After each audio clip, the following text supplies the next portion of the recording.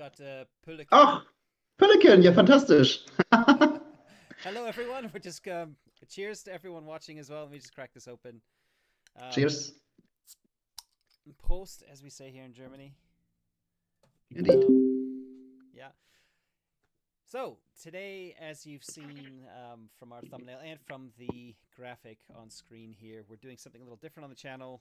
As you can see, I'm only joined by one other player instead of three.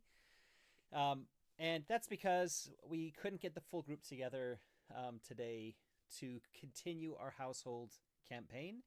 And because we're starting a new chapter and we've not played it for like 2.5 months, maybe more, we really kind of need to have the full group together before we jump back into it. So this week and next, in the next session in 2 weeks' time, are both going to be one-shots. So we're going to be looking at smaller games. Today it's just Jakob. In 2 weeks, it's probably going to be Carmen and Rasmus, if they can both still make it.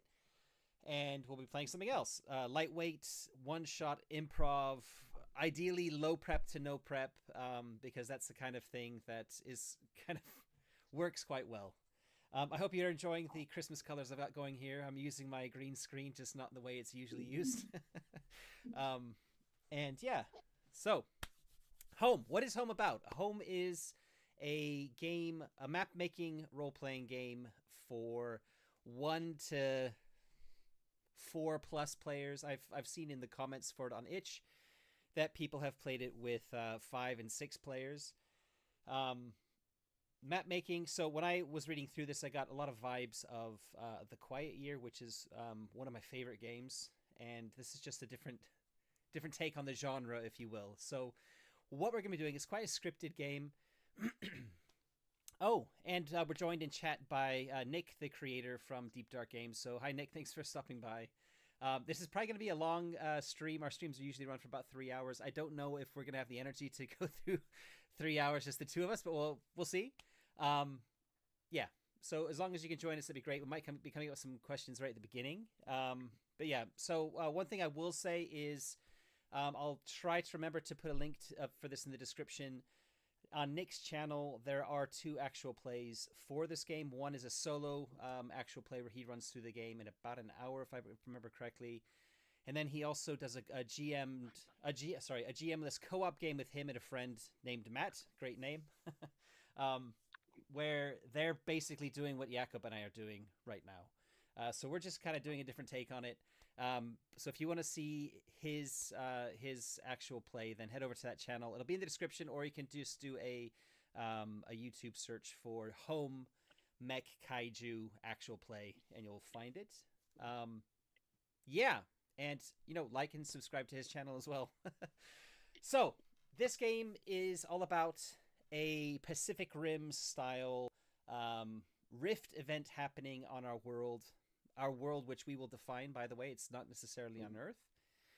And kaiju come out and start wreaking havoc.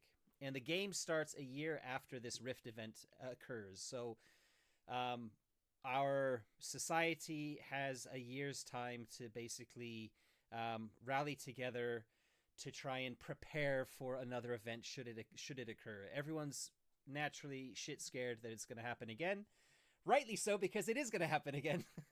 In fact, it's going to happen more than once. This is how the game runs. It runs on a 3-phased, basically 3 different kaiju events that happen, with the last one being a kind of a big, nasty one. So, yeah. The idea behind this is, let me just open up our tabletop. This is something similar to Miro. If you've used Miro before, it's called Excalidraw.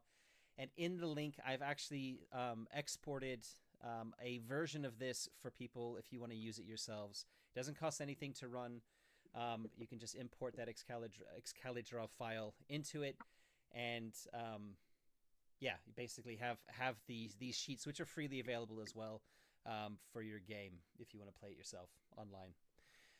So both Jakob and I are going to have a pilot sheet. You could ignore these little red bits over here on the side. We're actually going to do those on pieces of paper to keep it a little bit more dynamic.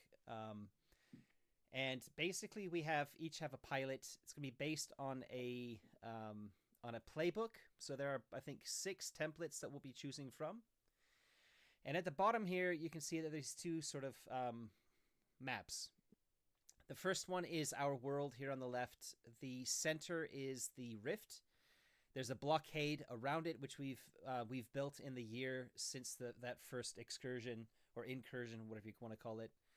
And the one on the right is the rift inside the rift itself. So the idea being that if we can make it to the third front, we would be taking the battle to the Kaiju, just like a Pacific Rim, going down into the rift onto the other side of the wormhole, if you will, down the rabbit hole, and trying to close that rift.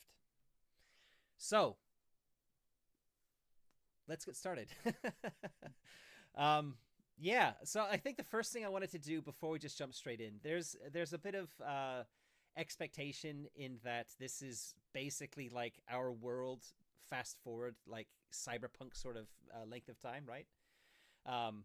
Like Pacific Rim, right? You've got the ability to build mechs, and mechs do cool things. They have like all sorts of weaponry, which is a little bit maybe advanced for what could be theoretically mass produced today. But my thinking was, what if we just consider this to be like, it could be like an alternate history. It could be in the future. It could be, when I say alternate history, I mean like we could do something steampunky if we wanted to. We could set it on another planet, so treat it like Star Wars, an Earth-like level of technology in like 50 to 100 years. But maybe we're all anthropomorphic animals. So I'm a rabbit in a kaiju. You're a whatever your favorite animal is, something like that. I don't know. I mean, we could do whatever we want. It's just because the map itself is kind of the expectation is we're gonna be building on this map some like big cities and metropolises and stuff. And obviously, this is no place on Earth. So that we can kind of just hand wave that and just treat it like a sci-fi fantasy setting. But I thought it might be kind of fun if we did just a tiny bit of time to world build together and come up with what defines this world. I mean, are we all elves? Is this like the Spire but in 2,000 years? Yeah. You know, I mean, we could kind of do whatever we wanted here. So Yeah. over to you, Jakob. What do you think? I've just spat out a bunch of ideas, quick fire. I don't know if any of them Yeah. resonate I love with you it. or any other ideas. Yeah. So we are in a post. There was an apocalyptic event, like right when the Kaijus first came, and we are playing in year one after that. So what I always envisioned like is maybe Max, but in the aesthetic of like Howl's Moving Castle, like those ramshackled Titans Scrappy with scrappy ones, weird tiles peeking out everywhere, huffing and puffing, and but um, really big machines and powerful machines. What do you think Okay. about that? Yeah, I mean that kind of goes along with a slightly steampunky aesthetic, I think, Yeah, too. probably. Where, yeah, no, I like that. I like that. I can run with that for Okay. sure. Yeah. Okay. So Cool. kind of anachronistic. There's gonna be elements of gears and steam, but also maybe lasers and I mean, Yeah. who Yeah. knows? Sure, yeah, I'm Oh, down with that. I'm down with that. maybe playing in the whole third Clark's law, like and high advanced technology is not to differentiate from magic, something like that. Like yeah, we got like our force shields or our plasma lances, but we Yeah, don't know really how they work anymore. Or there are very special, very elite cast of engineers or wizard-esque people who can direct those weapons or those machinery. Maybe something like that. yep. Hmm. I'm perfectly happy with that. I think just knowing about how the playbooks are kind of set up, Oh yeah, as long as we've got the ability to have something like guns and yeah. electricity to a certain extent, I think because some of the prompts, I do want to randomly roll on some of these prompts, and some of them are, um, yeah, they're worded around like there's a lot of that them have something to do with electricity or kind of future tech. But if we can apply that with a sort of science fantasy slash steampunky lens, I think we'll be fine. Oh, absolutely. I really like to imagine like Tesla coils, but in a um Yeah. like that also look like some antique temple or something like that, right? With a Okay. yeah. Okay. And I know I can see you've got your glove on. You're going to be drawing on your tablet as we go. This is a map Yeah. making game, and so on the maps here, we're going to actually be drawing content. We're going to be like fleshing out our world as we are playing. So I've only got my mouse, so I will probably be doing some very basic stuff. But Jakob has got his full kind of tablet and pen out ready to go. So he'll be hopefully doing some really cool stuff. I'm sure he's going to be doing some cool stuff. I can't wait to see it. I don't want to make you nervous. The but pressure, yeah. live performance. Yeah. Okay. So I'm cool with that. That sounds really cool. I did like the idea myself of doing something anachronistic anyway. So, yeah, perfect. Okay, Cool. I'm gonna show a bit of the PDF. I'm gonna try and flash back and forth. I don't want to kind of show the entire PDF because that's obviously want people to go out and buy the game. Links for the game, by the way, on itch are down in the comments or in the description for this video too. But just to give you an idea of how the game works, this is the table of contents, and the table of contents is kind of gives you a nice little run through of how the game works. You can see on the right here, if you want to pause it and just have a look at that, what this means for game length, materials that are needed, content warnings, play styles, tone, all that kind of stuff. Basically, if you know the mech genre, this is basically it. Yeah, and we're doing an anachronistic spin on it. There will be probably an element of horror, I imagine, to this as well, just because I tend to lean that way. But I'm not expecting there to be like dead babies or horrible shit like that. It's mainly going to be more scary monsters. I mean, it's kaiju, right? I mean, I'll lean into that a little bit. There might be some, connections that we make with other people. They might be killed, that sort of thing. But all pretty standard stuff. I don't think any gotchas really need to be said. That said, for safety, we can do an X card. I think Jakob, you can just do like an X on screen. I'll be able to see you, and then we can maybe move away from some of those topics. Oh. Yeah, but I read that there is also an X in the playing when something is destroyed. So maybe let's do it outside of the map, the big X. Yeah, we'll so do not an just X to get like confused. on video, an X on video. All right, like So this. All right, yeah. okay, cool. So looking at the contents, the first thing we're going to do is we're going to create the home, which is the world building. So we made a start of that already. Then we're going to create our pilots, which are basically our avatars, our characters. And then there's going to be 2 of them, 1 each. And then we're going to create our mechs. Then... Oh, yeah, and we read the 1 year ago, right? We'll the read background. that in a second too. Yep. Mm-hmm. All right. Which is on screen on the right over here on the right hand side. Oh yeah. But just looking at the table of contents, then the order for each front. So those 3 fronts that I kind of showed before, where you have 3 different kaiju events. You establish the front, so we come up with what's happening in that front. We create the kaiju, and the kaiju will be basically there will be 1 active player. And the non-active player, in this case with the 2 of us, will come up with a kaiju. The idea being there are some random tables that can be rolled on, or you can kind of cherry pick if you want. But I think it's going to be fun to do the random tables. Mm-hmm. So the kaiju is created with there's I shouldn't say stats, more like tags or descriptors to go along with them to help kind of get an idea of what they're all about. Then embrace your connection. Your connection is a connection to another person or group in your world. So, how does that work? You get 3 preparation moves. This is basically... I'm laughing because this is where I can see this going really, really pear-shaped. Basically, you have to make these moves. You describe from a variety of preparation moves that you can take, how you're preparing for this front, for this kaiju that's come out of the rift, and how are you preparing to fight it, to battle it. And depending on how well your preparation rolls go, those basically create your dice pool for the showdown with the kaiju. And there are some special moves that can be had. They're at the back of the book. I don't know, Jakob, when you were looking at the PDF, if you checked the back, but there are some special moves that can be had. For example, you can kind of sacrifice yourself. You can detonate your core of your mech, which will destroy it and yourself, to, basically go ballistically nuclear and just kill the kaiju, killing yourself as well. So that to me is kind of like maybe the third front, or that might be a nice way to end it.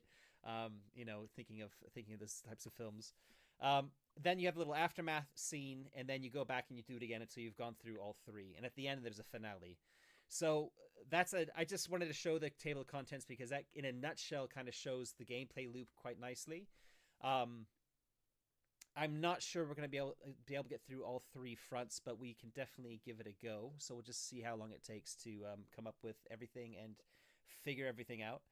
I should say I did read through the book about a week ago on the plane. I was kind of tired, but I did read through it, skimmed quite a bit of it, and I haven't really touched it since. But I did listen to the actual play from Nick today on a long drive that I had. So I'm fairly up to date on things. I might be a bit rusty on the details. So we're going to kind of be looking at the PDF, kind of reading through it as we go.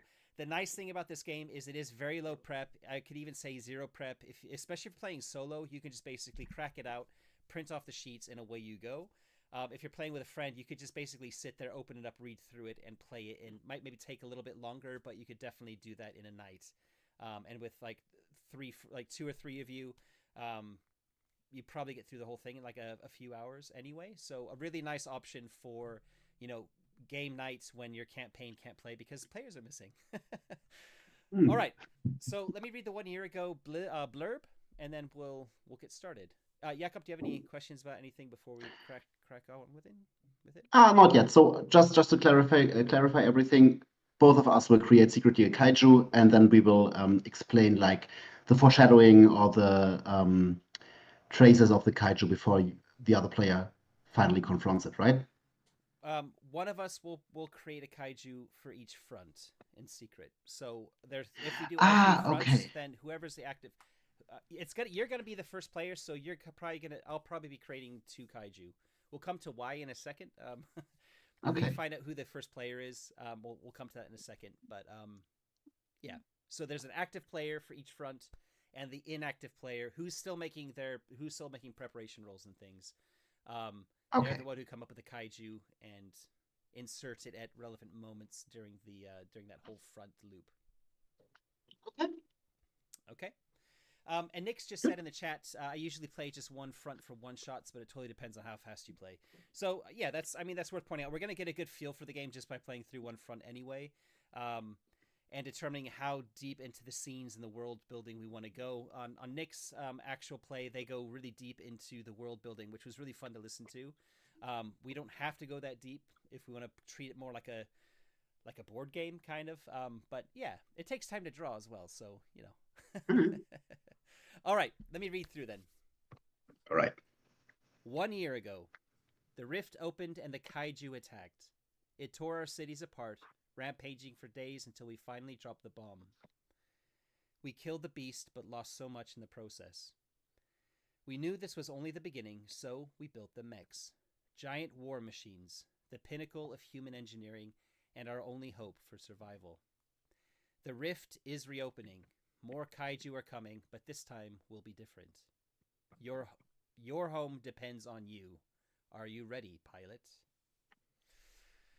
All right, so I'm gonna keep the PDF on screen very quickly. We're gonna jump to the next spread. Oh, I didn't have it showing, so let me just there we go. I just basically read that bit there. All right. So this little yellow bit at the bottom, there's a QR code to print stuff. Actually, they're all available anyway. I don't know why I blocked it. I think I freaked out and thought, oh, this is something that shouldn't be shared. We're all good. So we've discussed the setup, so we don't need to go over that again. But we're both playing pilots. We're in the shared world, so we're both creating a kind of our characters within this world.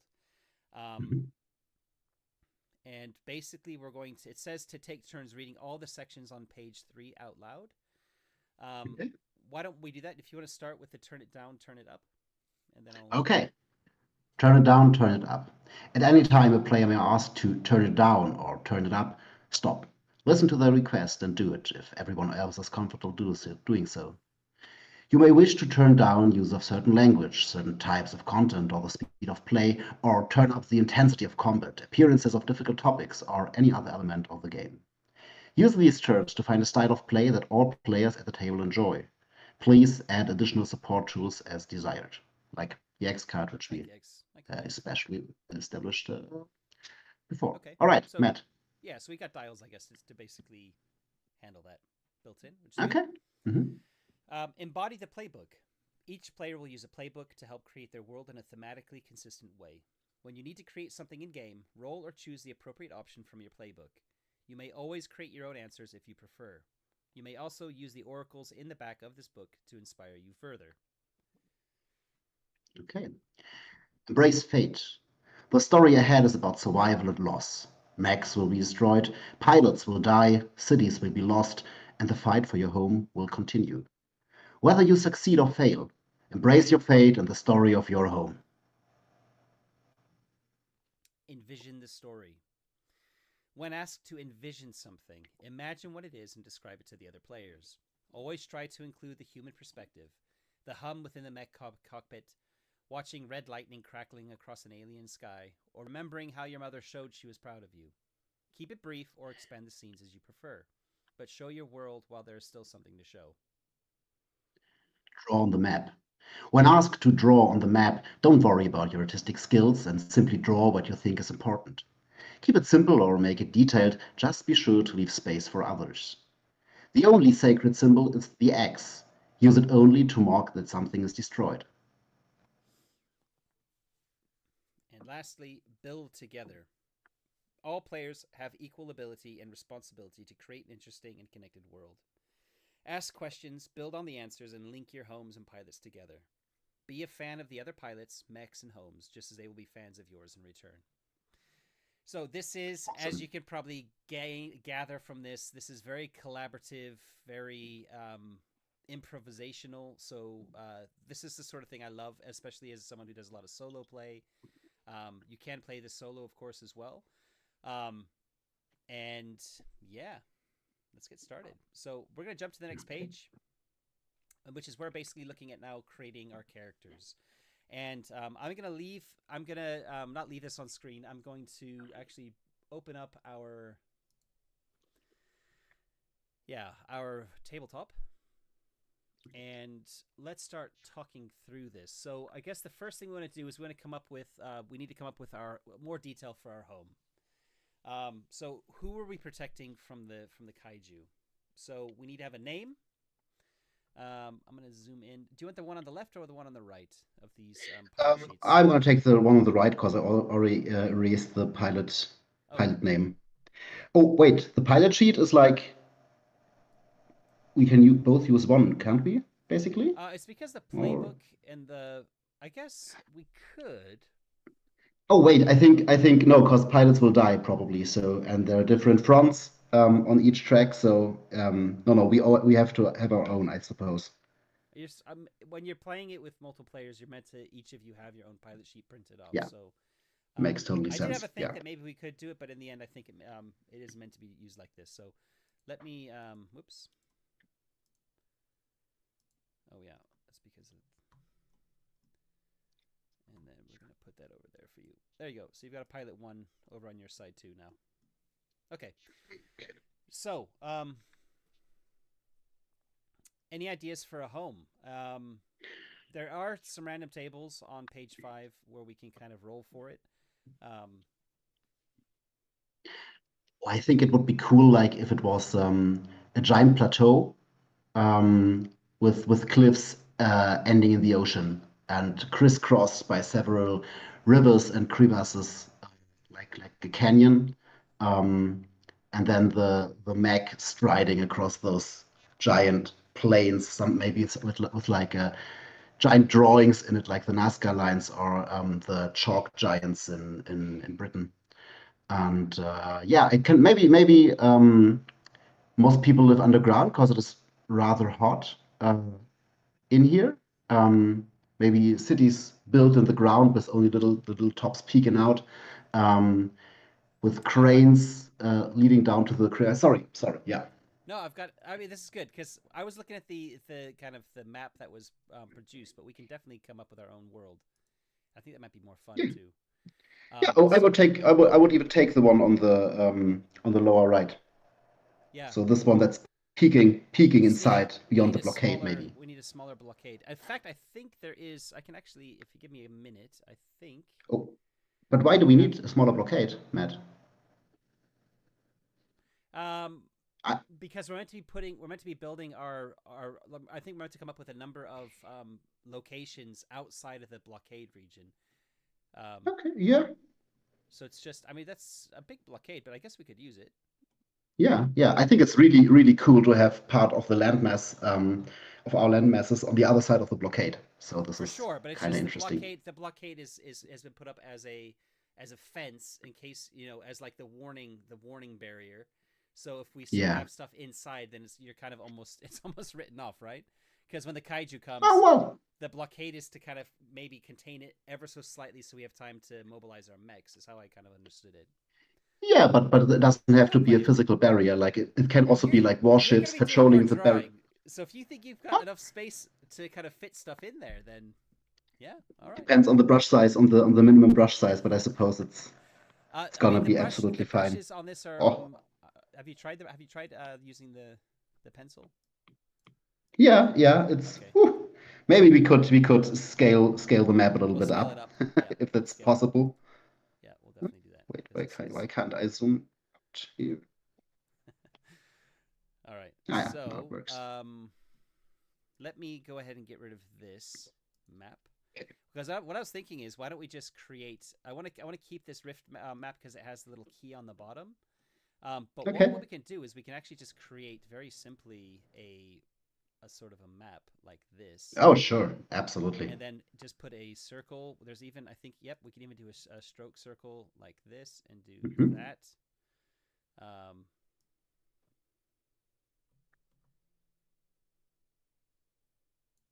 there we go. Let's group those together. Is that big enough, do you think? I think maybe we could. I just try with my Yeah. second. I'm gonna group the selection, but we can then just resize it if we need to. Maybe. Yeah, yeah. We'll get that. We'll Let's just have we'll a see how it works out. That's too small. Let's make it even bigger.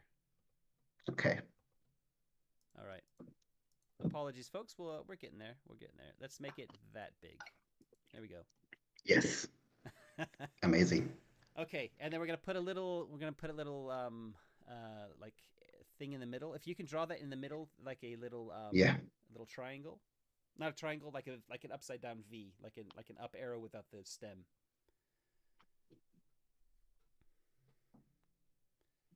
Boop.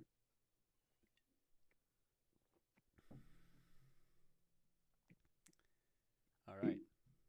Nope. And if you can write like on the outside edge, like it says on the other one, if you can put blockade or the blockade, yeah. You're gonna be doing all the writing. Mm. Yeah, never mind. I like I drawing mean, maps. That's fine. exactly. Me writing with a mouse is gonna look terrible. Nah. Yeah. Okay. Cool. Okay. All right. So, yeah, if you want to, I like the idea of there being like rivers and kind of cliffs ending, somehow. I draw like a little coastline for what you kind of were thinking. Let's try and keep it so there's two land masses that are separated. Okay. So you could like one is yours and one is mine, in terms of like Sure. because we're meant to have like two separate. Whoops, hold on, just do an undo. Can you do undo? At the Yeah, I can undo, but there's a little. Oh no, there's the eraser is all or nothing. It seems so. Let me lock the thing down. You might not be able Yeah. to delete it. Yeah, you can't delete it. Oh, no, you can. Oh, the eraser erased the. Don't worry about it. Yeah. Yeah. I get you.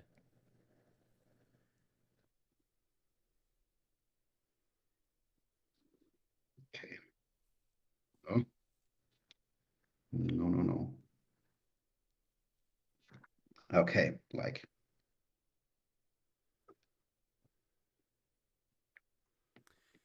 Right, I'm gonna have a think. I'm I'm gonna calling actually it the roll place for randomly. now. I'm gonna roll randomly for my home name, just because I like random Okay. names. I rolled Ada Shogunate, which is samurai inspired. Interesting.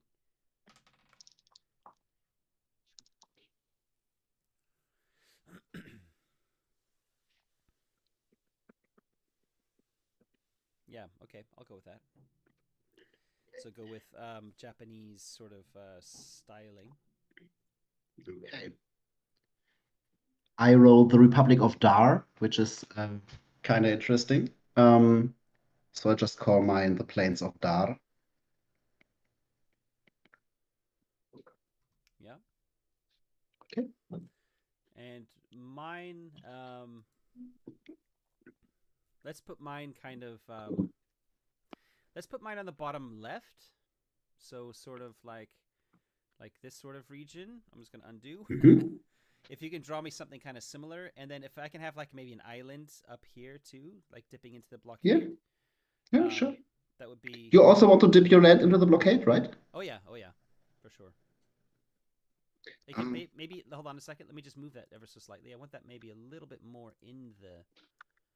yeah, I would give you a little like a how it called peninsula, like this maybe. You see, Yeah, and then can I take white color? Yeah, this is basically an eraser. Just taking yeah, sure. white color. All right, fantastic. Is this good for you? Yeah, that works for sure. Okay, cool. And we'll call that the.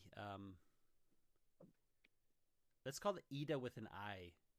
IDA Yeah. Shogunate.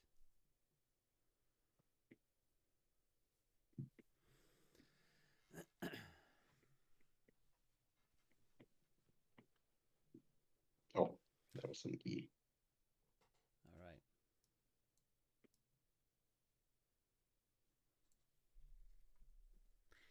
The islands. Can I get some of that in like dipping like halfway to the rift inside the blockade as well, like a big Yeah, sure. island bit. Like an archipelago. Oh, yeah, a big island. Yeah, sure. Yeah, like kind of goes a bit further into the blockade. Okay.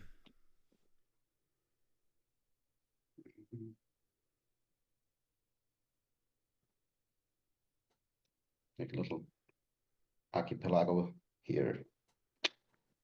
You want to make them maybe a little bit bigger, the islands, so you can draw on top of them too. Like we might need Oh yeah, those. can you expand them like with I can click and resize select them. and Like yeah, resize them. Yeah, amazing.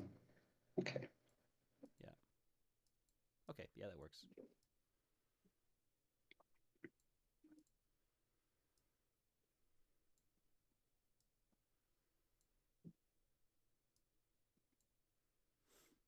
cool. Yeah, I'm just thinking about drawing on.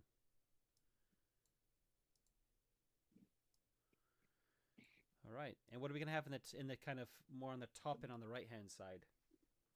Mm, Any thoughts? mm, maybe some natural phenomenon, but well, maybe the rift is the giant, the danger zone, the where I don't know, maybe it's always raining or there's a big fog extending from the rift, so we can't really see what's going on there.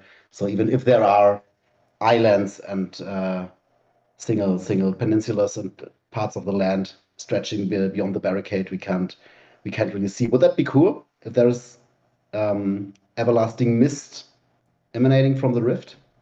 Yeah. So, but you mean like on one part of the map, or just all around everywhere? Like inside the blockade. Oh yeah, sure, for Yeah. sure. Yeah. I just hopped from the top right corner to the rift. So, but yeah, you asked about the Yeah, because I think if we look at you having the plains of Dar, and then maybe there's mhm. something. Maybe Dar's also has something on the top right as well. Oh, Um, okay, okay. Oh, what about permafrost? Like we're close. Ah, maybe are we close to the pole? Would that be cool? Like icy plains. Ah, there I could be just do icy it. plains. Yeah, yeah. Yeah.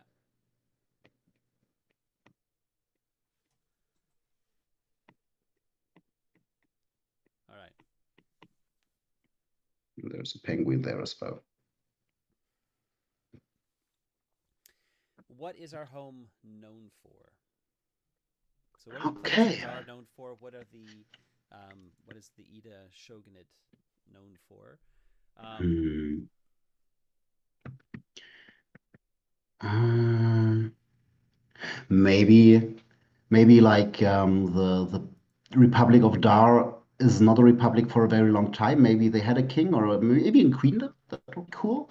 And the the reign was shattered when the kaijus came. Like they devastated great parts of the land, and maybe even killed like I don't know, maybe the king, the queen, or the heir. So the dynasty is kind of couldn't be continued. So the people took over. Well, maybe they were even leaderless because maybe the king or the queen was lost during the attack, and so uh, the people formed a republic to ready their defenses or something like that. And is that cool? Is that something Yeah. that is Um, fitting, like a very young democracy? so you've got this little this little thing that says known for on your actual pilot sheet, Oh, wait. which is fine. You just got to think of how to summarize that. So you could say like failed monarchy or Yeah, yeah. Failed um, monarchy is cool. Yeah, I'm not sure failed is the right word, but we know what that means. We know what that means basically. yeah. And we'll say the Ida shogunate is known for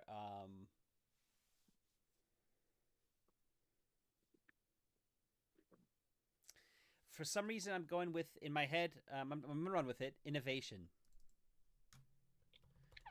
Okay. So even though that wasn't necessarily the case in feudal Japan, um, we're going to say that this shogunate is being run by a very kind of open-minded person who is all Hmm. about maybe especially since the 1 year ago the kaiju attack. Maybe we've been the hub of industry and engineering to kind of push for creating the blockade or helping with the blockade, helping with the mechs, sharing technology for the mechs, because obviously the very survival of our world is at stake. Um, Hmm. yeah, so because I'm thinking we're talking about the sort of anachronistic space fantasy slash steampunky aesthetic, and feudal Japan Hmm. doesn't really fit in with that very well. So I need to bring the steampunk to Japan, to feudal Japan. So that's why I'm going with innovation, because then it kind of that kind of connects the dots for me a little bit, if that makes sense. Yeah, yeah. Sounds Um, cool. yeah, so it Uh, is still has the kind of that sort of honor system that you would expect from a shogunate. Um, I'm not sure if there's a king or who's going to be a king or a queen who's in charge. I'll figure that out later. But I think that's good for now. Then mhm. the next thing we need to do then is we need to come up with some locations on our map. Okay. So yeah, 5 locations, right, within your these. home. By the way, these things, the the thing that your home is known for is meant to influence everything else we create in the story. So maybe Hmm. I think innovation is going to be a bit easier for me. I don't know if you want to have a think about um, the failed monarchy. Maybe is a bit more of a bit more of a what's the word I'm looking for? Like background bit of information. Oh, maybe I'm playing the queen, piloting the last mech, But like if you think about trying like to. when we're coming up with everything else that we're going to be coming up with when it comes to your home, is there something a bit more like that you're known for other than the government type? Yeah, Like yeah, if you know what I mean, that can maybe influence something like I don't know if you've read yeah, far enough to see what the preparation moves are, but that's kind of where I'm thinking yeah. with the preparation moves. Okay. Like resilient and sufficient. I imagine the plains being a really rough place, and people living there, well, yeah, well, are used to endure with what little Yeah, that's good. they can take from nature and can sustain themselves on very limited resources, right? Yeah, so maybe like Okay. resilience is a good one. Yeah. Yeah, And yeah. maybe we could tie the monarchy bit into the name rather than the Republic of Dar. What if it's just um I mean, is it a republic? If there was a monarchy that's kind of fallen, um do you get a republic that kind of springs up out of it? Not normally. Um, usually you have a Mm, dictatorship to start off with, right? Or there's a republic if they've cut the heads off, right? Thinking of France. Um, yeah, yeah, yeah. but I mean, we could do whatever we want So, here. Is there like I'm thinking rather than a republic of Dar, maybe it's something like the maybe you could still call it a monarchy, or I don't know. I think it's cool if they resented their king or the Okay, queen. Uh, so we got and we got like a French Revolution style thing going on, yeah. uh, yeah, oh well, maybe there was a rising class in late medieval times. There was the merchant class rising and the what, like nobility declining a bit. Maybe it's like something like that, like a bourgeoisie that happened and was not too keen on being ruled by a monarch. And when the creatures from the rift showed up and wreaked havoc on the lands, maybe even destroyed the palace. I don't know. This was just an opportunity to Okay, oh, I like that.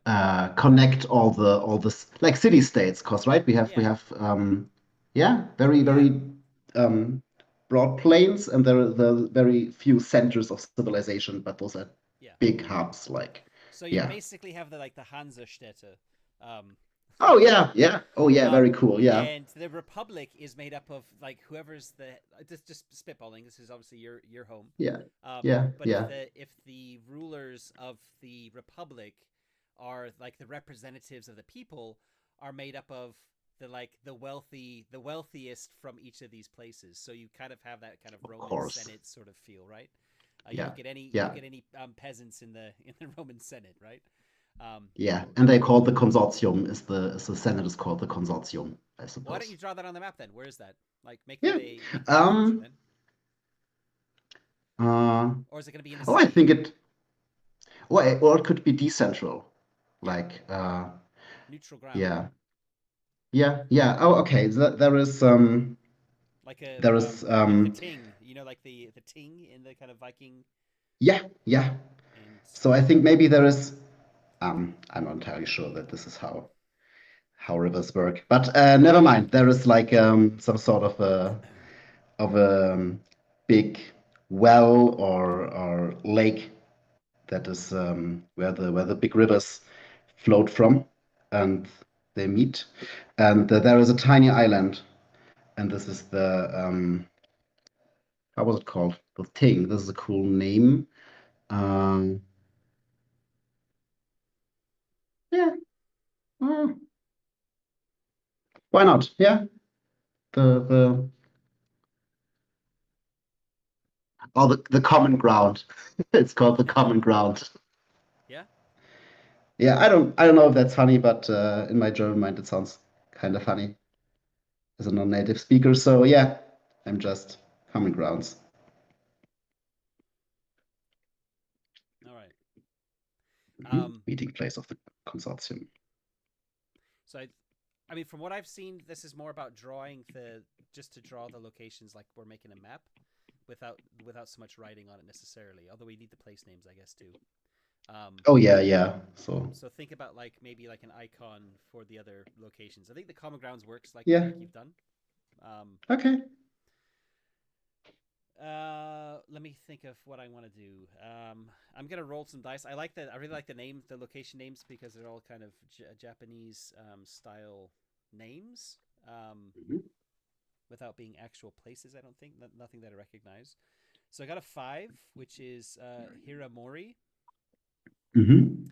So I'm gonna say that Hiramori is the capital because it's the first one I rolled. I was gonna make the first one the like where the where the king sits. I think I like the idea of there being still a kingdom here, even though it's called a shogunate. So, Mhm. I mean yeah, I don't know. I will have to think about terminology a little bit. But yeah, I think if what I want to do is I want to put that in the middle of the map. So Hiramori is kind of like maybe not the most populated city in Ida, but it is certainly the most important when it comes to like politically.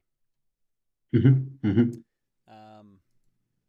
So, man, I don't really don't want to draw with my mouse. um, how am I going to draw this? You can tell me where you want to have drawn it, and I'm just Okay, gonna draw it. I want to draw. I want to have like a tower, because I imagine Yeah.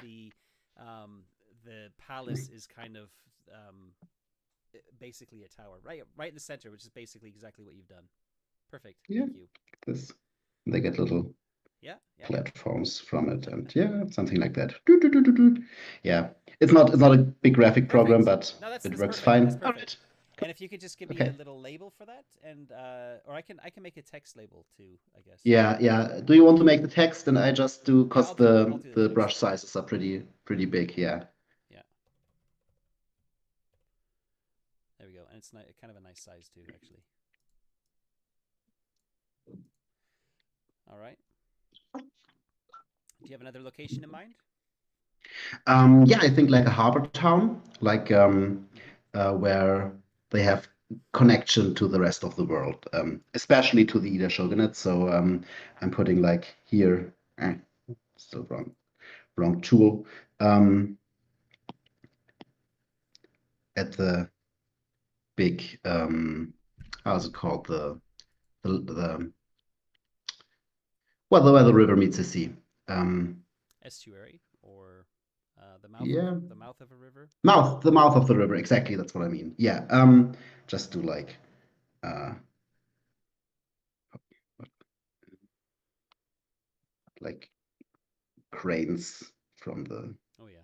from the cliff sides and maybe some little fortifications on top there as well. So, and I'm just consulting the book because I'm not good with names right now. I'm calling it uh,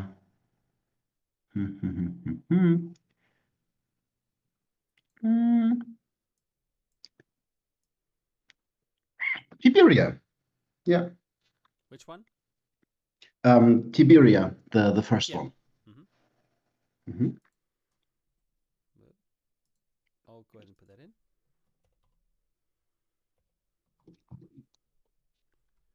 I'll add the I Tiberia. Yeah, I like that. I'm gonna move it up here. All right. I like the idea of you kind of put some cranes on there, and Yeah. with mine being a center of innovation, I think I need to have a university. Um, Hmm. and I think I like the idea of the university being either near or within the blockade. Oh yeah, where they Because researched like the kaiju. thinking ahead a little bit, we have to destroy one of our locations, and I think Yeah.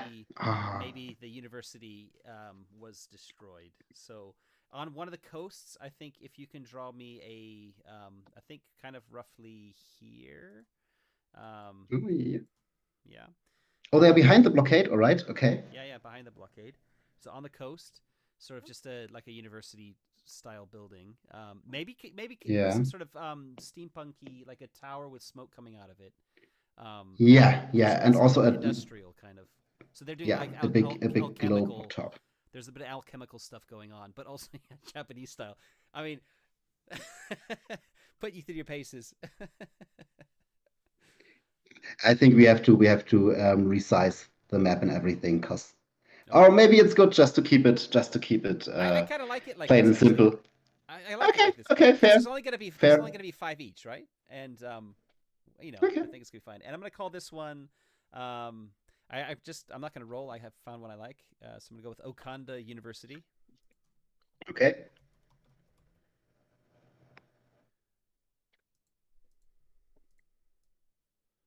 Okay. Okay. Hmm.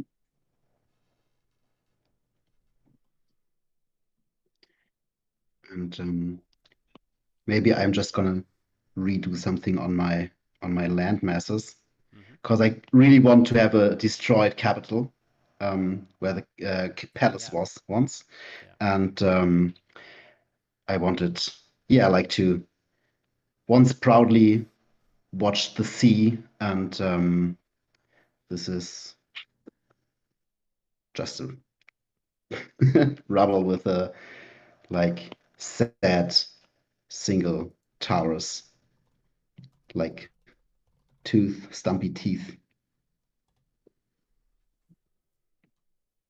and like a Oh yeah. broken crown on top. Just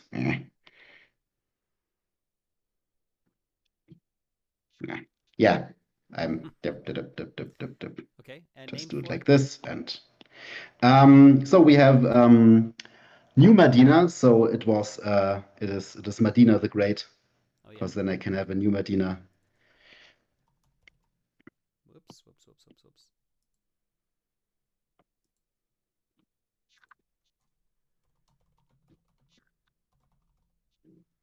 Or we'll just call it Medina. Yeah. Otherwise, it's gonna Oh, be a sure. bit too big. All right.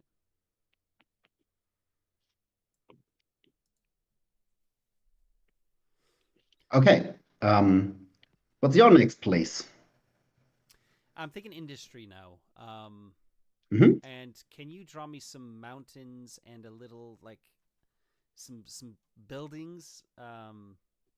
I'm thinking of there being like this some mines and some very industrial like it started off like maybe hundreds of years ago. It was the main mining area for this landmass, for this continent, for this country. Hmm.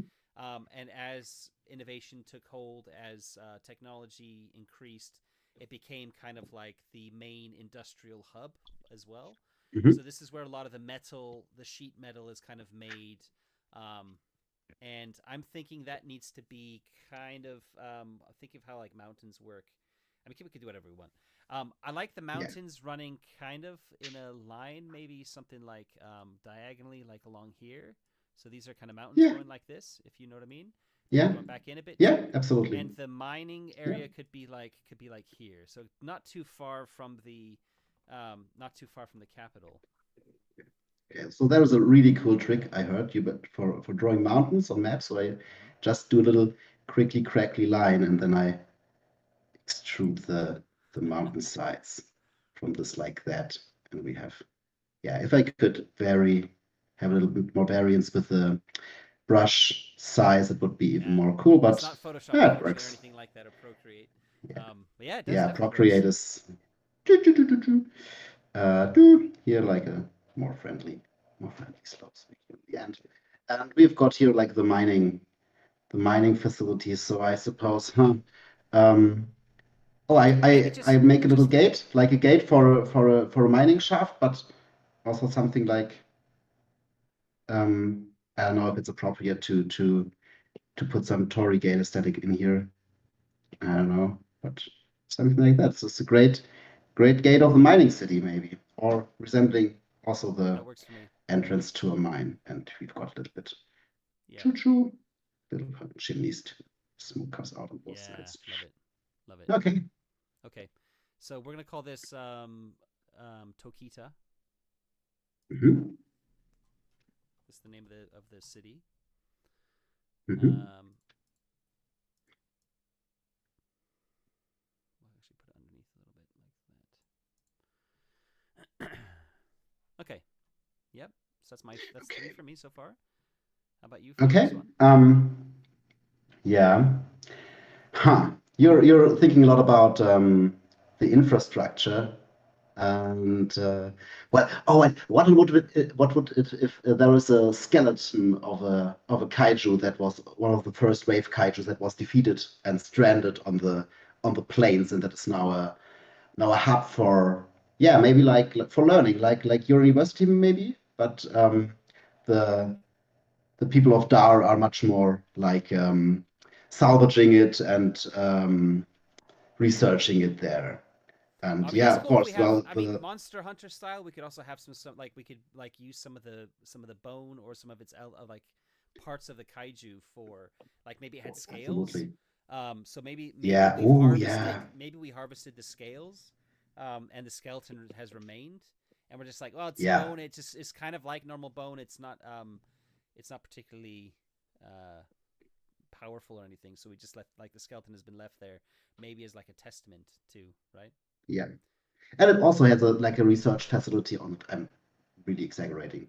Yeah, that looks really good. Exaggerating. Yeah, I like Ch it. ch ch and yeah, like a little nose here. And yeah, there is here like the facility. Oh no, the facility is in the head, of course, in the skull. Um, I just make a little. Nah, the research facility is inside. Let's just say it. That's fine. And it's And called well, hell yeah, that's new Medina.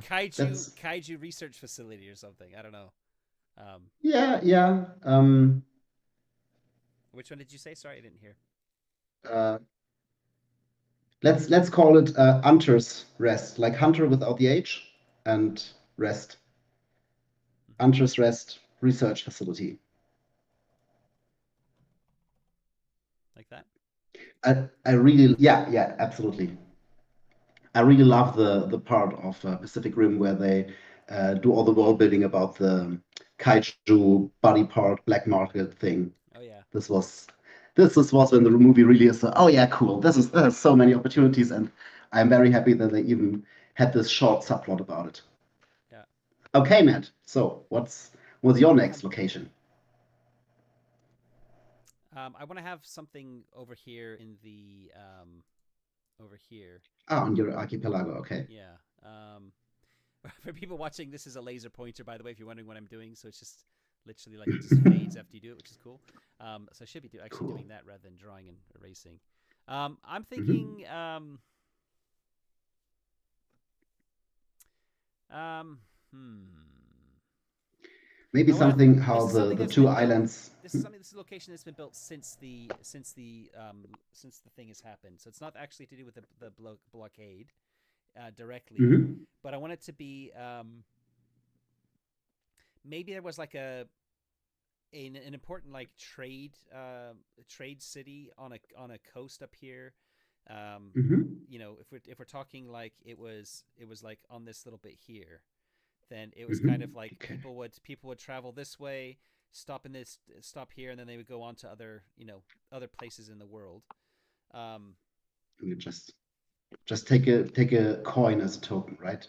oh yeah, okay. Of course, But it's the become current. since the blockade. I'm imagining that there's stuff in the water around it. So there's like spikes Mhm. coming out of the water where Yeah, we're doing something. I don't know what we're doing, but there's something we've done something to help us like maybe detect. Um, yeah, perfect. So or like a we're radar, like a yeah. they're detecting like vibrations in the seafloor.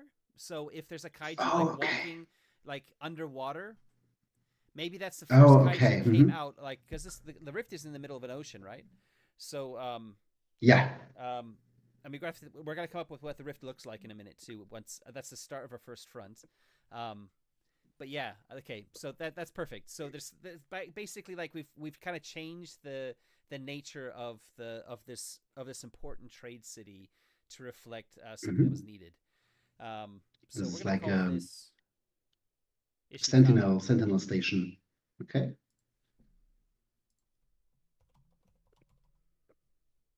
Okay. Okay. Just let me zoom out for a quick bit. Okay. Okay.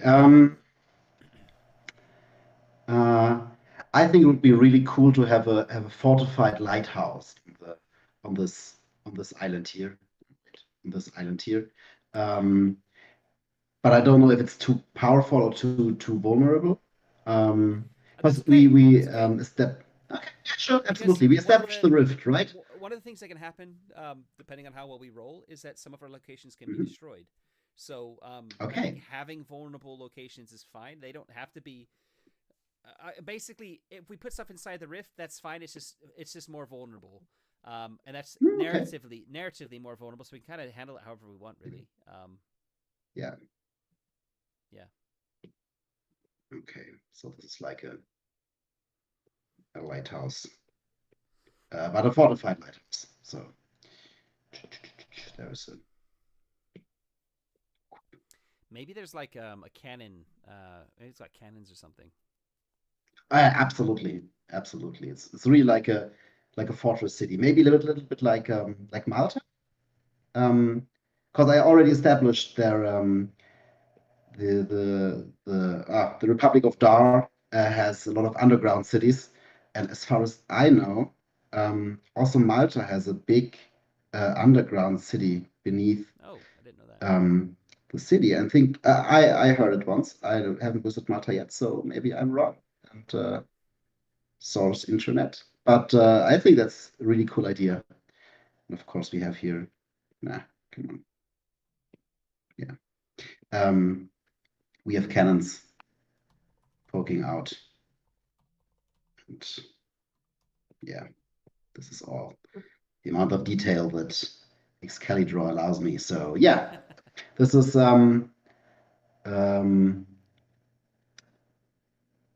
Fortress of Light clicks a little bit kitschig, but How about just adding fort to one of the words in there, like Kumasa Fort or yeah.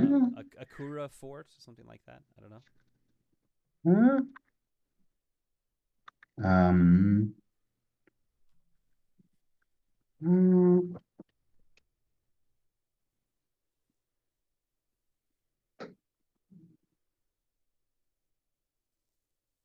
Mr. McDaunting has suggested corny.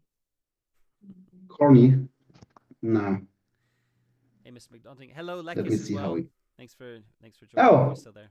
hello, Mr. McDaunting. Um, okay. It is um, Lighthearted. No, that's dumb. It's called We can uh, change him too later. Fortakura. Fortakura. Let's give it Fortakura. That's fine. Fort Akura or Akura Fort? Fortakura. Fort Akura. Alrighty. It was formerly named Port Akura, but now it is. Now it's a fort. Now it's a port.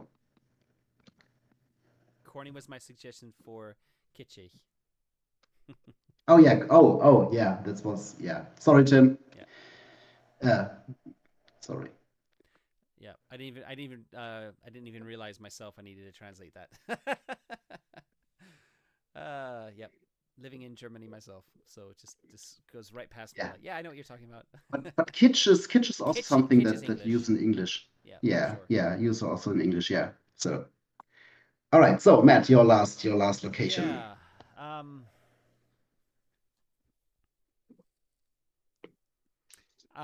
I think I want to go with something. Hmm. I want to go with a shrine. I think Oh, cool. Hmm. so. Something a bit more cultural. So Hmm. this is like maybe a bit of I'm trying to steer away too much from real world stuff. So I've got the Japanese aesthetic, but maybe there's a bit of like ancestor worship. I'm thinking, and so this is like a shrine to ancestors. That's a loud cat. Yeah, it's a kaiju, It's a kaiju cat. slowly announcing itself. Yeah, its own um, cat waking up and asking where everyone is. That's a beacon call. and I think the shrine. I want to put the shrine inside the blockade on one of these islands, actually.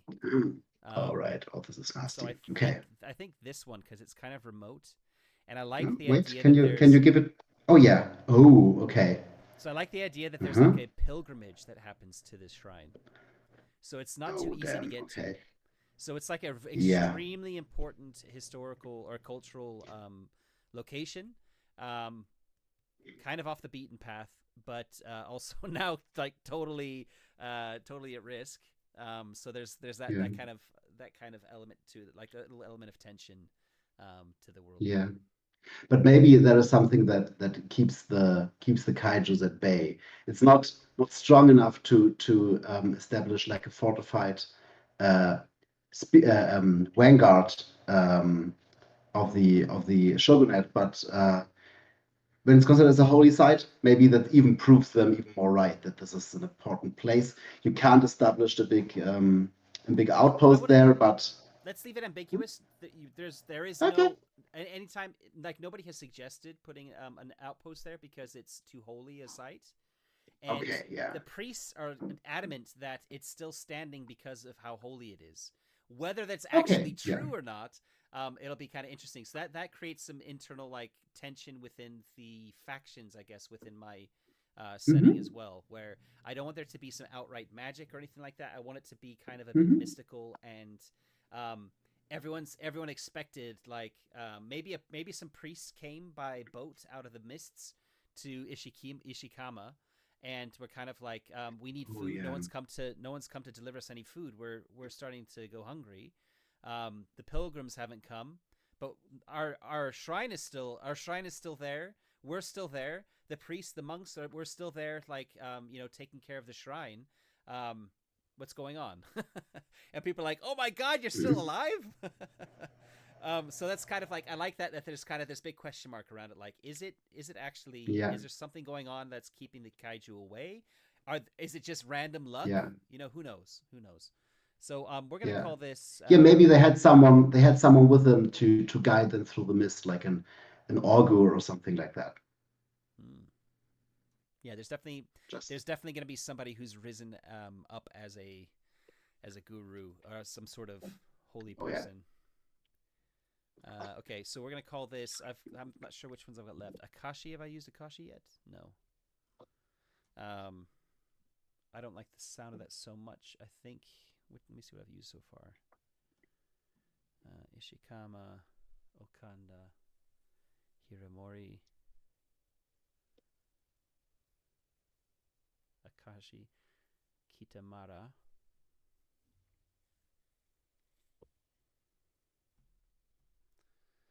I'm gonna go with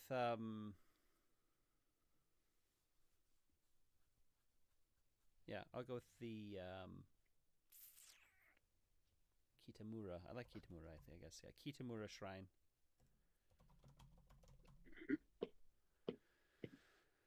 All right. All right. And you've got are we I okay. think let's I like the I have common one. grounds, Oh no, that's a five. but Hmm? we can treat that as do you want that to be one of your locations or do you want to add another one? Yeah, I think I want to add a big city here, Yeah. like on the Yeah, let's do that then. I where agree that the there's I feel on like the there very is big delta, like especially if you're going to destroy Medina. yeah. So I have to cross it out. So this is a giant underground city, all revolving around the crossing of the um, canyon rivers, and also a big center of trade on the plains. And most of it is underground, and there are only few buildings peeking their heads out. Um, Yeah. oh yeah, yeah, Did you want the circle too around it? and yeah. Those are the perimeters of the city. So it's Oh because right. it's really, really big, and it's called, of course, New Medina. Because Oh yeah. Yeah. oh no, that would be it would be older. If I had to, if it's just a big city, it would be What if older. we called So that Medina and the capital where the king was New Medina?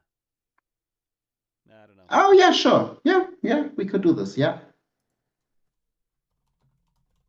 Oops, this is then Medina yeah.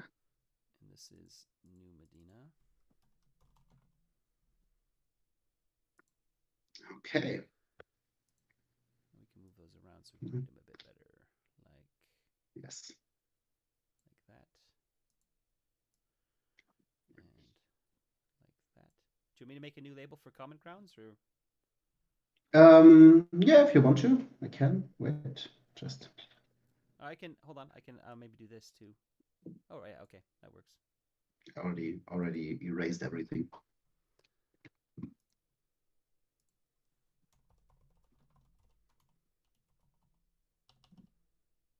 All right, we're done then with our locations.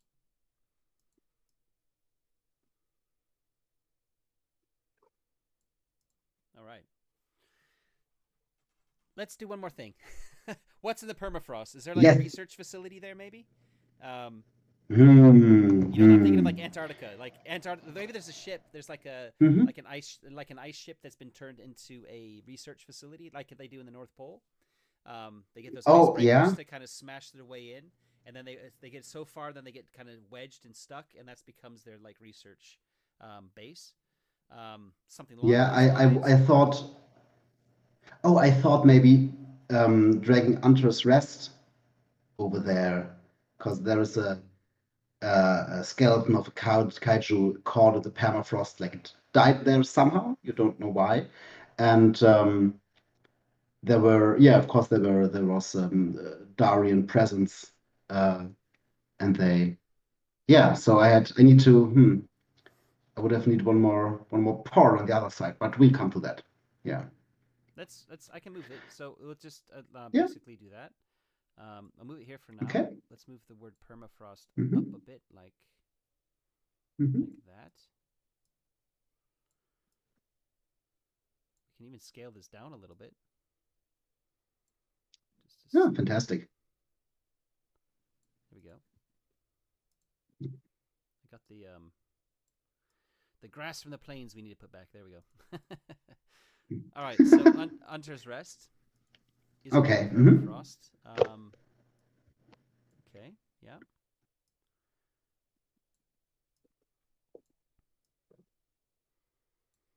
And what's happening with? We got five then, or you need one more, right? One, two, three. Oh, Uh, you got five. Okay. yeah, yeah. I got even six if you count the common grounds as well, but never mind. Are we good with that? Do you want to put another? Do you want to put anything else? Like, what about kind of over in this part? Is this just plains over here? Yeah, no, I would need a port city there. I thought about moving Tiberia up from up north, but I think it's also important we have a trading connection, maybe. Hmm. But I don't know if the important places are some kind of a resource we can lose. They are. Yeah. Maybe it's a little bit over overpowered if I have now seven. Oh, I would count the common grounds as no Well, real place, because that's only a place where they gather. Um, and when there's no one left to gather, that's what maybe. I was gonna say. If we have some like neutral, because if you think about it, if you're playing with three players, then there's gonna be 15 locations on Yeah. the map. Oh yeah. So Hmm. I think it's important that we each have five locations that are meaningful to our, um, Hmm. to our societies. But maybe there can be some Hmm. more neutral ones. Like Hunter's Rest is a more neutral one. I think that's good for Okay. now. I think Hmm. it's good for now. So you've got five that are Okay. kind of on your bit of land. I've got five as well. That feels right. Okay.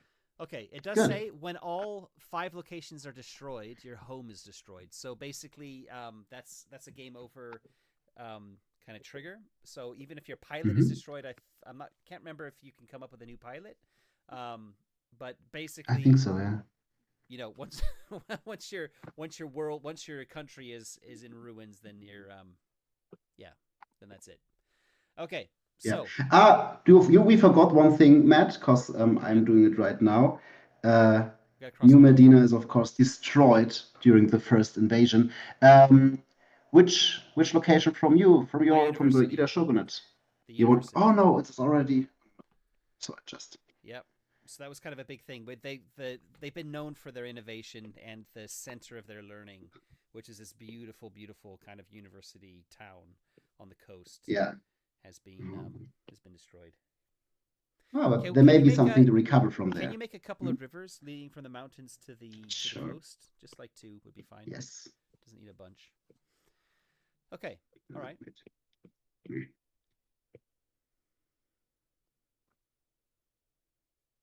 Maybe So some river flowing through your capital. And yeah, of course, we have one polluted from the industrial hub, yeah, right? absolutely. Can you make the end of it like a Okay. delta? From the upper or from the The upper to one. the east?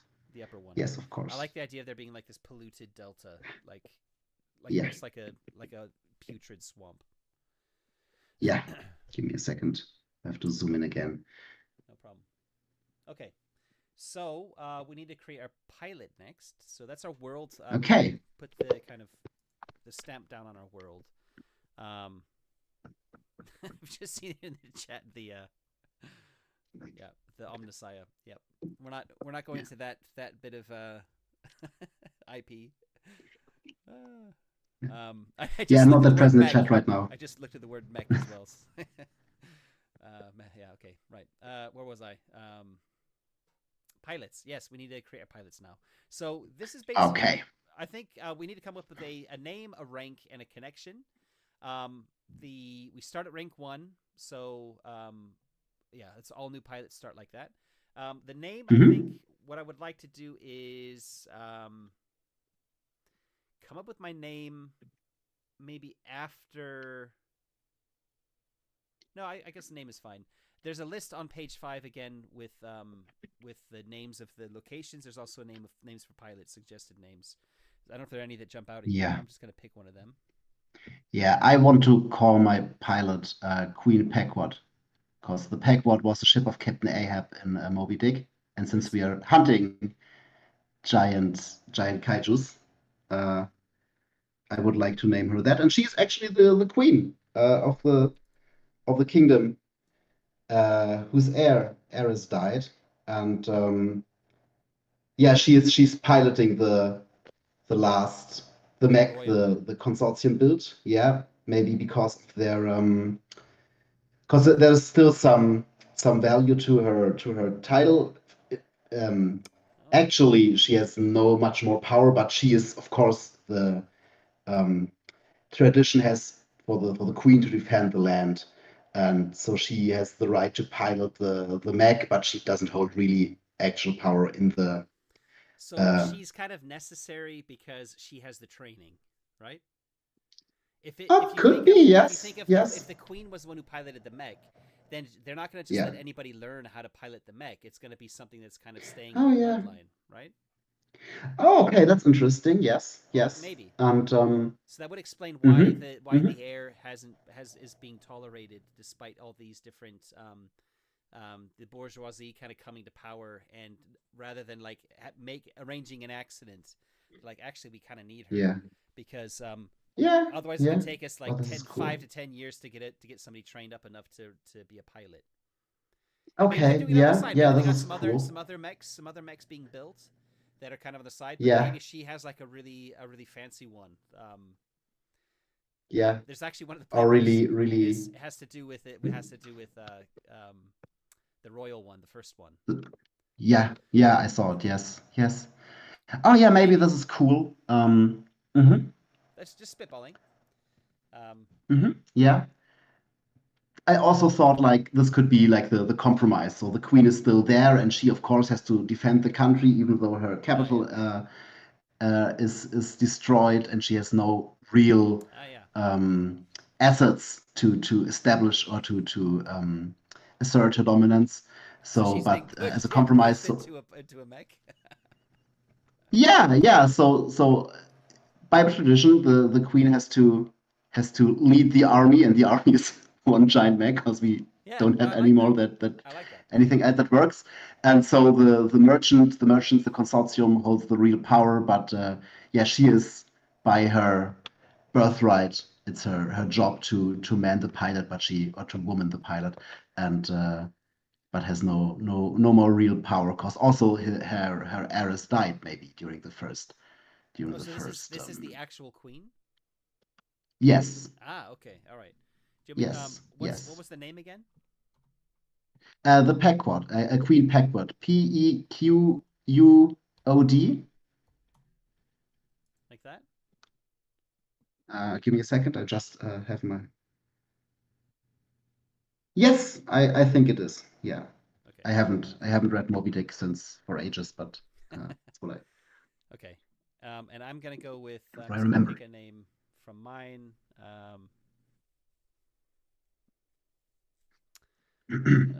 What's the? Let me see what my places are called again. Okanda University. I like Kenji Okada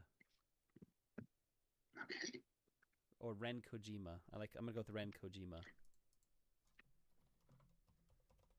Some good names in there.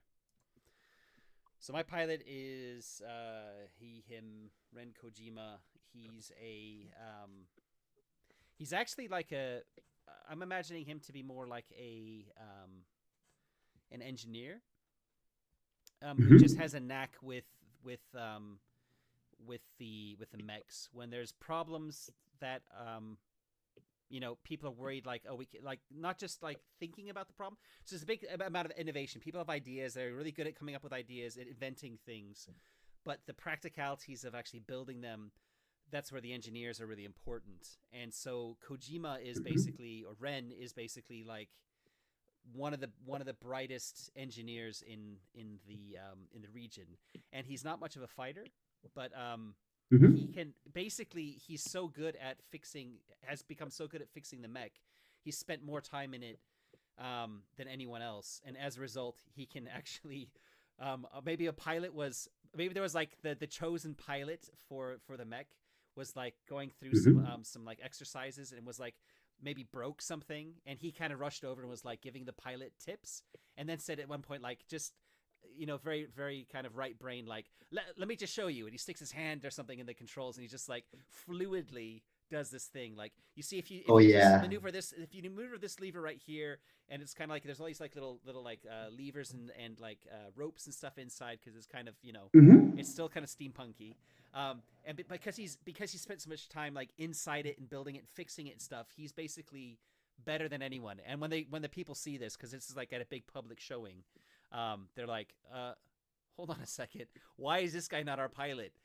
Because he can probably move that thing a lot better. So he's now received combat training, even though he's kind of like not particularly good at it. But he's very good at maneuvering this thing. So he's made the mech more agile than it would be otherwise, because he's just so familiar with it. Oh, this is cool. What's happened with the former pilot? Is he jealous for being sidelined, or is he? Oh yeah, okay, cool. Okay, cool. So I want this other pilot to be still like, there's more than one mech. They're maybe building a second mech that's a little bit further behind. So Kojima's been sort of promoted to the like lead pilot position, and the second pilot, there's this resentment, there's this professional rivalry between them, and I guess we'll come to that. I'll put his name in, I guess. So I'll put rival, and then we'll call him Kenji. The connection is someone I'm meant to have, yeah. So there is actually a connection oracle to use for this. Something from your home you love and fight for. Oh, right, so maybe not the connection. Maybe family, friends, pets, a spiritual attachment, or anything that pushes you forward in your darkest hour. Okay.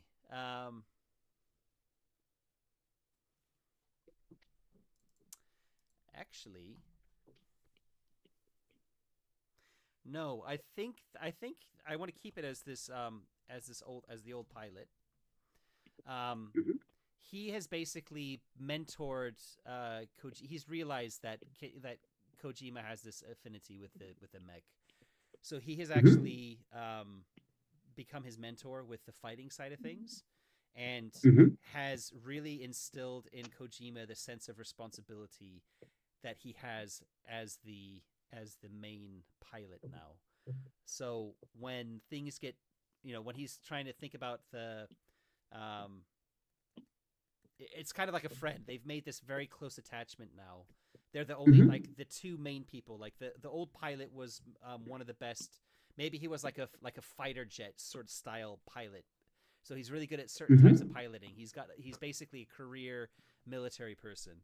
So he basically has he's like he was a hot shot for that as well. Also like best in the country, but just not as good inside a mech. So there's this rivalry that turned into a deep friendship, and that's what's driving Kenji on, is to try and be like Kojima is trying to be like Kenji. Yeah, I'll go with that. Rather than Kojima the pilot and Kenji is. Yeah, I'm gonna change the names a bit because they're kind of similar. I'm gonna go with Okada. Okada is the pilot or the trainer? The pilot. The trainer. Sorry. Okay. Kenji is the pilot, right? We're gonna go with Kojima. Oh, Kojima. Okay. Kenji was the name of the old name of the pilot. Okay. I just did a quick sketch of Queen Packwood. Yeah, I'm thinking was thinking about my connection. So her heiress died during the first attack, and so her line basically ended, and currently there is no real hope to establish the monarchy and her reign again. So it could be just pure revenge from her. Uh-huh. Um, for now, maybe she finds a solution to cheat the rules and proclaim someone heir of her or something like that. I don't know, but at first I think it's just revenge for her daughter that died during the first cataclysm. So the connection is Um, um, it needs to be with a person. So yeah, the heiress. She is. Oh, does the connection have to be alive? no, not necessarily. Then it's the heiress. Okay, I'll write that in. Oh, I'm happy to write jeez. that in. Okay. Yeah. I'm just saving and making a backup. I've just had a warning that it's that the file's too big and it couldn't do a Yeah. So did backup. I. So Yeah, but we won't need one, I suppose. The area is called uh, Savadi. Zawadi.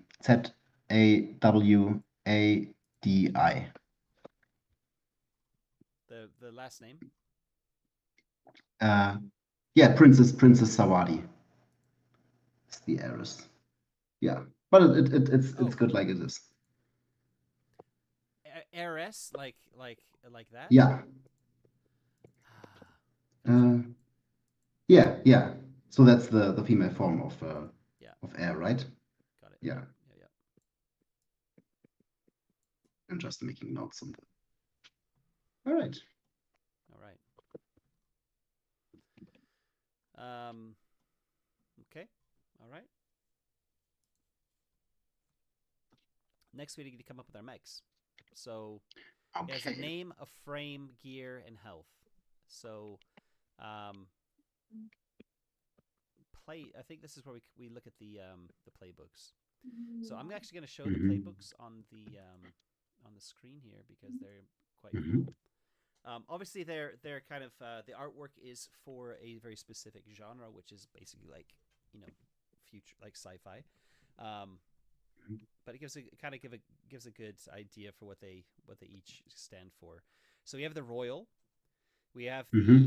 the engineer. So royal says you lead the world, protecting your home for duty and destiny. The engineer, you Hmm. advance the world, protecting your home with cutting edge technology. The enforcer, you defend. So I see the enforcer probably as a good one for you. You defend the world, Yeah, protecting yeah. your home with reason, strength, and well wielded power. Um, Ethereal, We'll you see how look this works beyond the out. world, protecting your home by harnessing the unknown. The Outrider, you watch the world, protecting your home through keen observation and astute awareness. And the Console, you connect the world, protecting your home by uniting humanity. Yeah, I think the enforcer. I would go with the enforcer. Yeah, I think that makes sense. So I'll put that in your right at the top there in the playbook. I'll Hmm. put it in all capitals, enforcer. Um, and for mine,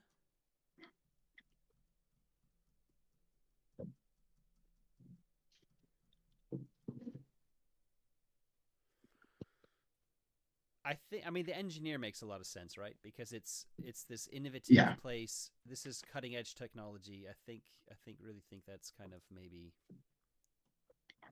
the right one. Um, yeah, why not? I'm just thinking of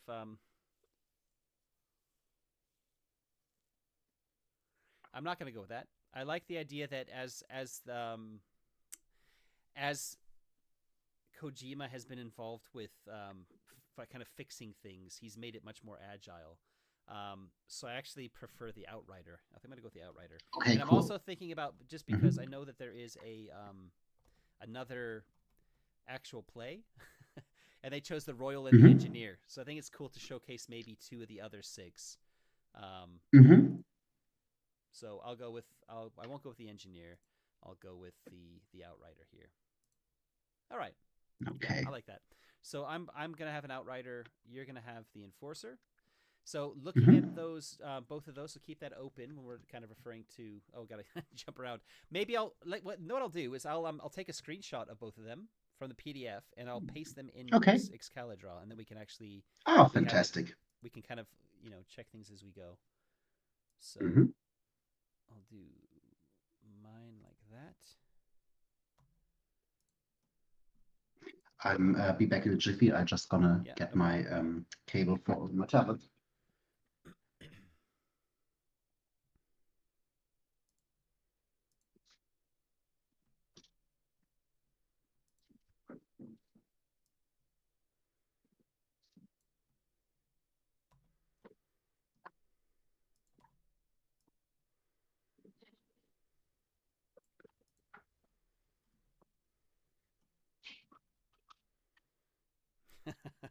This is looking really cool. This is looking really Thank cool. you. Just a quick sketch. I love the map. But... Yeah. And yeah, your queen is awesome too. Yeah, Thanks. very cool. So yeah, if you can see them, if you kind of go to the right of your play sheet, that's where I've put the thing. What we can actually do is, let me just move these. These symbols are meant to be like duplicated and used if we need them. They don't need to be right there. So we'll just try and keep it a bit easier to find with scrolling and stuff. I'll just do that. So I think if you click on one item and then right click on it or hold on it maybe on your tablet, you should get a menu which has duplicate as an option. Yeah. Out of curiosity, is yours in German or in English? Good question. Oh, it's in German. Yeah. Oh, okay. Okay. Oh, it might be looking at the language, because I'm in Germany as well, but it's in English. It might be looking at the language. Oh, okay. The language of the browser. So I've locked those playbooks so they can't be moved accidentally. Okay, cool. So cool. We'll do the names in a second. I think I like the idea. This was done on the other play, the other actual play, that they did the names after they kind of developed the rest of the mech, and I think that's like a nice way to go around it.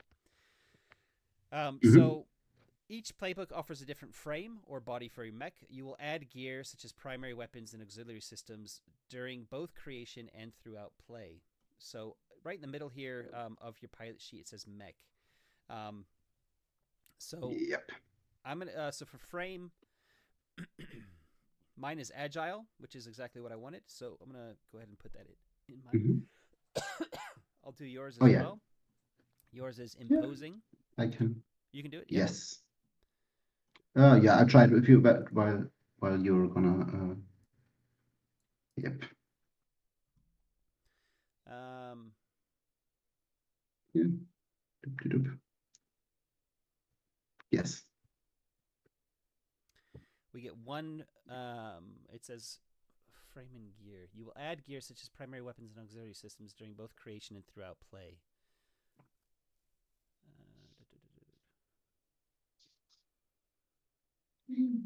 Okay, so we choose a primary weapon and we choose an auxiliary system.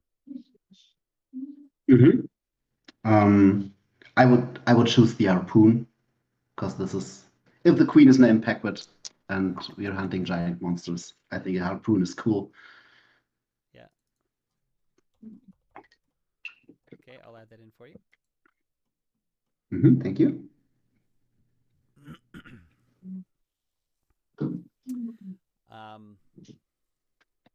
My primary weapon, I think, is... Ooh, man.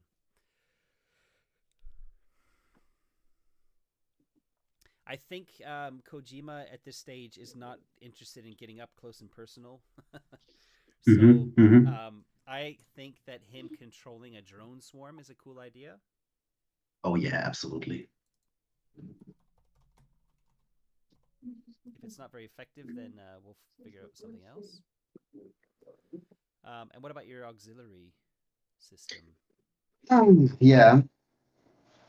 Do they have actual rules for the auxiliary systems, or is this It's just something another simply basic something that here. I we? mean, between the weapon and the Okay. auxiliary system, those are kind of like descriptors, narrative descriptors for your Okay. mech. Okay. So I don't want my mech to be non humanoid. So I think a physical shield would be cool, but I guess it's hard to. Oh, it could be like extra armor or something like that. Um, Mm-hmm. the assault boosters would be. Huh.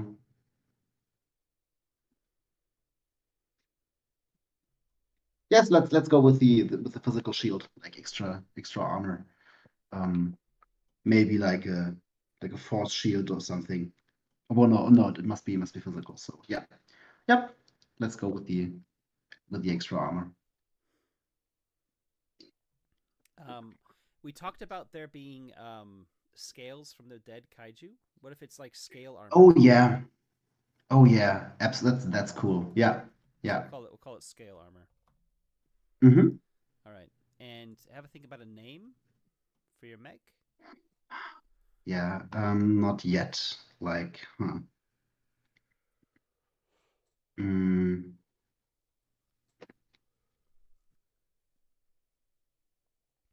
My auxiliary system is going to be a photo shield cloak. Um, okay. I'm going to shorten that to photo cloak. So the Hmm. idea is being, I'm very good at kind of like sneaking around. I'm kind of thinking of myself as a Yeah, ninja, kind of, but instead of having like yeah, embedded yeah. guys, That's drone cool. swarms. So I'm kind of like sending them. I'm kind of sneaking around and kind of Hmm. sending them from the fog, maybe. Yeah. Um, The invisible hand maybe is your yep. is your name. And the name I'm gonna go with Ghost. Ghost is already on there, so I quite like that. Oh yeah. Okay. So yep. Mm, mm,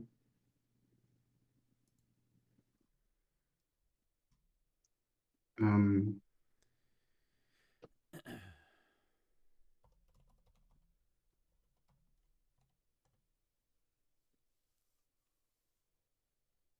yeah. I'm I'm gonna go with Leviathan Rex. Yeah, well.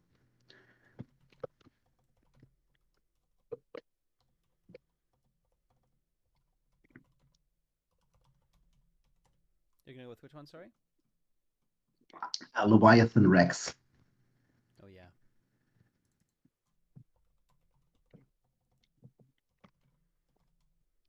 Let's spell that right. Yep. All A's. All right. Okay. Yes, Um. amazing.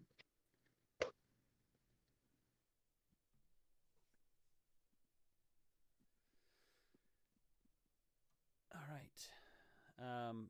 Next thing to do then is to establish. Oh, let's then basically in turn order. So starting with you, we forgot to do Yes. one thing.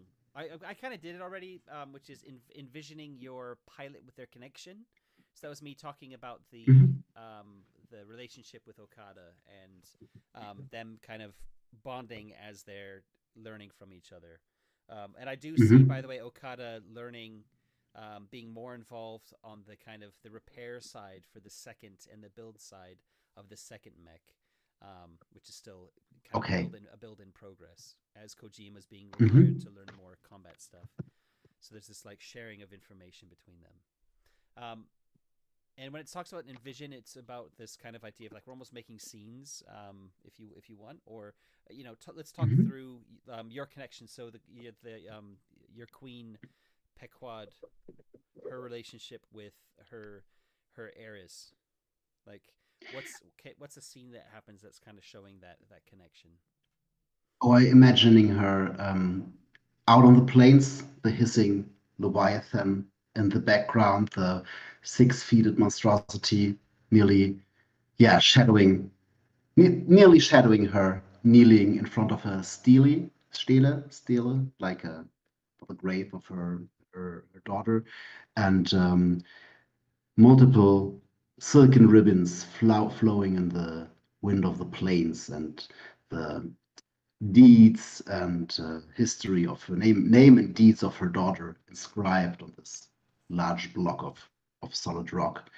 And she's kneeling down very close and saying nothing, taking a moment while the crew of her um, command center, like the inner circle, standing there in a very respectful distance. And she silently swears one last oath to avenge her. And after a time that uh, for many might seem like an eternity, um, where the rest holds their breath, she rises again, determined, with flowing cloak, flowing in the harsh winds of the plains, and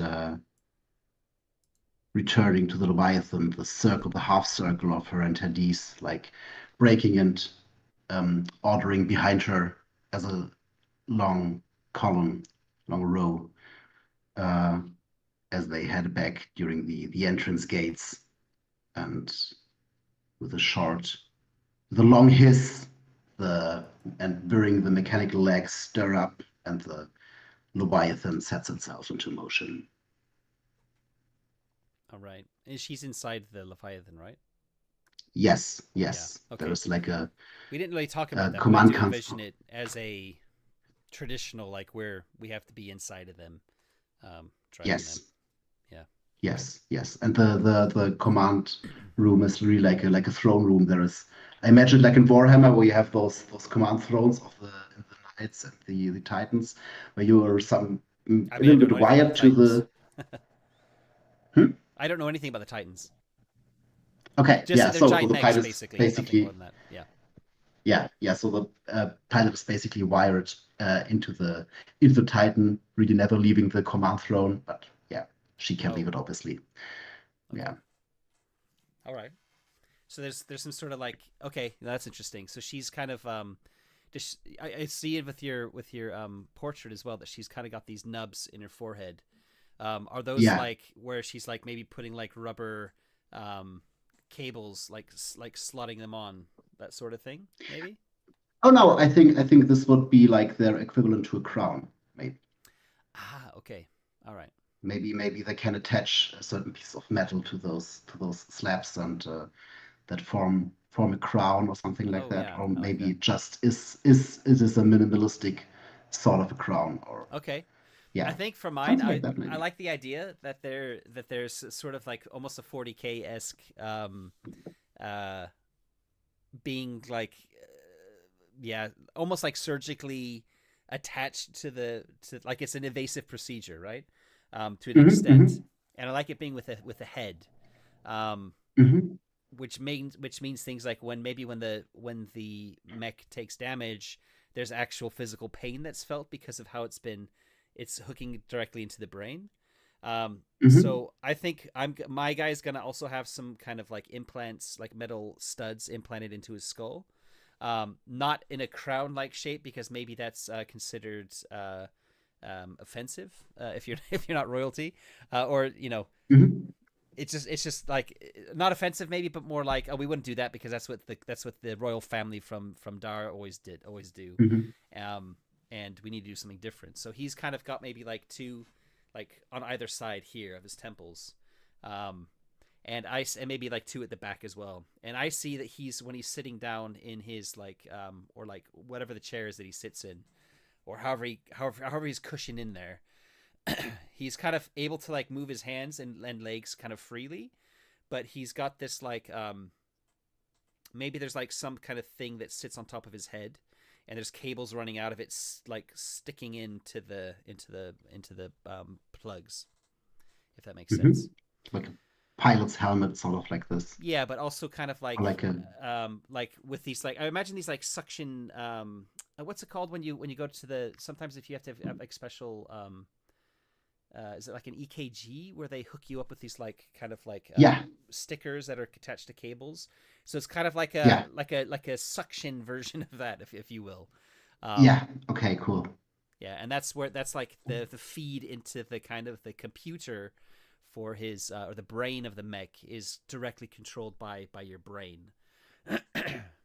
Maybe. Okay, cool. I like that. Yeah. Yeah. Oh, yeah. I think for the queen, she's a whole bridge crew, like the remnants of her, like or a mirroring of a royal court, and she is not wired to the mech herself, but there are like three other pilots she is piloting, and the other pilots are of course wired to the mech, and she's just sitting on the throne, reading all the reports and commanding So this is commanding like a the really mech big one too. pilots. Yeah. Yeah, yeah. I imagine it like yeah, from the size, maybe like house moving castle, something like Yeah. that. Okay. All So, right. No, I like that. and since it is on six legs, it's not so head centered. So, yeah. Yeah. I see it like a crab almost. Oh yeah, that's cool. More Yeah. like when you say six-legged, like my brain goes to like ant or an insect. But if it's big and Hmm. you're talking about Howl's Moving Castle, if it's got six legs like that, and I can see it moving like Howl's Moving Castle with like a Yeah. almost like a shell on its back, right? Then Yeah. for me, it's in my head. I'm looking at it more like a crab kind of thing. Um, Yeah. Amazing. in fact, I mean, a crab does have six legs, right? With the two pinchers, or the Yeah. pinchers in addition to the legs. The pincers are in addition to the legs. So that's eight So, legs yeah. plus the pinchers. No, no. Six legs plus All the right. pincers. If I'm right. Yeah. Yeah, it doesn't matter. I guess. Yeah. Yeah. Never mind. um, Never mind. Okay. Yeah. Cool. mine, I think mine is a bit more. I'm trying to. Oh man, I might need to get a drink in a second. We'll take a break in Mhm. like 10 minutes, I Yeah. think, because we've hit the 2 hour mark. Hmm. I think we're kind of talking about this now. This next bit with envisioning the mech a bit. Hmm. Do you want to talk a bit more about yours, other than like the six legs and the Howl's Moving Castle? We just put all the stuff with the your weapon, and like so you've got this harpoon, and you have Hmm. your auxiliary systems, which is the armor, this like scale armor. Um, Hmm. but why don't you kind of help me envision the the like what it looks like. So I've got these little details. Yeah. Like it's got this. It Yeah. looks a bit like Howl's Moving Castle. In my head, it's kind of crab like. I don't know if that's true or not. You talked about how there's like multiple people inside, so that you got the queen plus the who's doing the commands with the three Yeah. operators. Yeah. But like talk through a scene where maybe the queen is like going into it and like how it responds to her, how it moves, that kind of thing. Yeah. There's something I suppose like maybe like an elevator, like cogs whirring and ropes. Like oh, there's a little kaiju aggressively yelling at me right now. While with a highly ornate elevator or something like this, with Hmm. her and her staff. With a hissing, it comes to a stop, and we see a large corridor at both sides, filled with murals of her dynasty's deeds. Because also the enforcer, my home is known for sagas and deeds, so we have those large murals or mosaics that depict the history of the queen's family, um, Yeah. filled with precious metals and maybe columns of ivory, something like that. Maybe salvaged ivory from the Leviathan bones. Um, Hmm. and as we enter the control room, we see a wide circular throne room in the middle. On the back side, we see an elevated throne, intricately carved, a grim warrior's face over the head, watching over the queen and all her actions. Um, and before her, like in a trench, sit the three pilots cabled and wired to the mechanic monstrosity below her. While all around her, there are like, I don't know if we have screens, um, Sure. We can but do maybe, screens, yeah, maybe we do. Maybe we do. And or maybe they're. also, I mean, we're talking about things being. We kind of added a little bit of world building there. That, from mine yeah, anyway, that there's this like, yeah, um, you can kind of access brain waves directly through these studs in the head. Um, Yeah. so maybe they're like virtual, like Hmm. or like augmented reality kind of. So you're seeing it because it's projecting it in front of you, Hmm. but it's not actually there. Hmm. Maybe it's just an idea. I don't know. I don't know if that works or not. I'm happy to go Oh with yeah, why not? I'm happy to go with like screens and stuff anyway. I mean, I've got drone technology. So there's Yes, got to be some yes. sort of like wireless, kind of some sort of wireless way to control, like talk to them as well. Um, Yeah, so I imagine like a big stage like other side of the room, where like also looking a little bit like a mosaic, mosaics, the surroundings are projected and they get um, the resolution get more and more artifacts, the more damaged ah, the mech is. And yeah, basically it is like okay, an opera stage, like a half circle okay, opera stage, giving her the vision of the innate surroundings. And of course, trenches and trenches of bridge crew, attendants, uh, running around, telling her or yelling her the readouts of the scanners, like maybe a little bit like Wall Street, where everyone is crying. yeah. Or maybe whispering, because she's a queen. They are whispering through the giant dome that is the command center. I like the idea of there being. I mean, if you think about a like anything technology these days that's displayed, it's pixels, right? And a pixel is just a Yeah, literally like a square of light exactly. that changes its Yeah. color individually. So if you go back far enough, you think about like the old Casio digital watches, the first ones, they also had just much bigger blocks of color that could be on or off. So I like the idea that there's something kind of maybe retro about the Hmm. mosaic, which is basically like the further away you get, as you said, the resolution is better because you can't.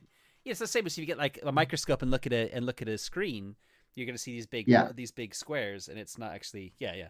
I like that. Okay, and Oh, that's the cool. it's kind of controlled by there's kind of like computers. I guess we have computers here to an extent, but they're Yeah. projecting it not onto an actual screen, but like they're projecting it on what you're seeing um there. So it's not actually physically being changed, but you need the mosaic to have the information to be displayed on it, if that makes sense. Yeah.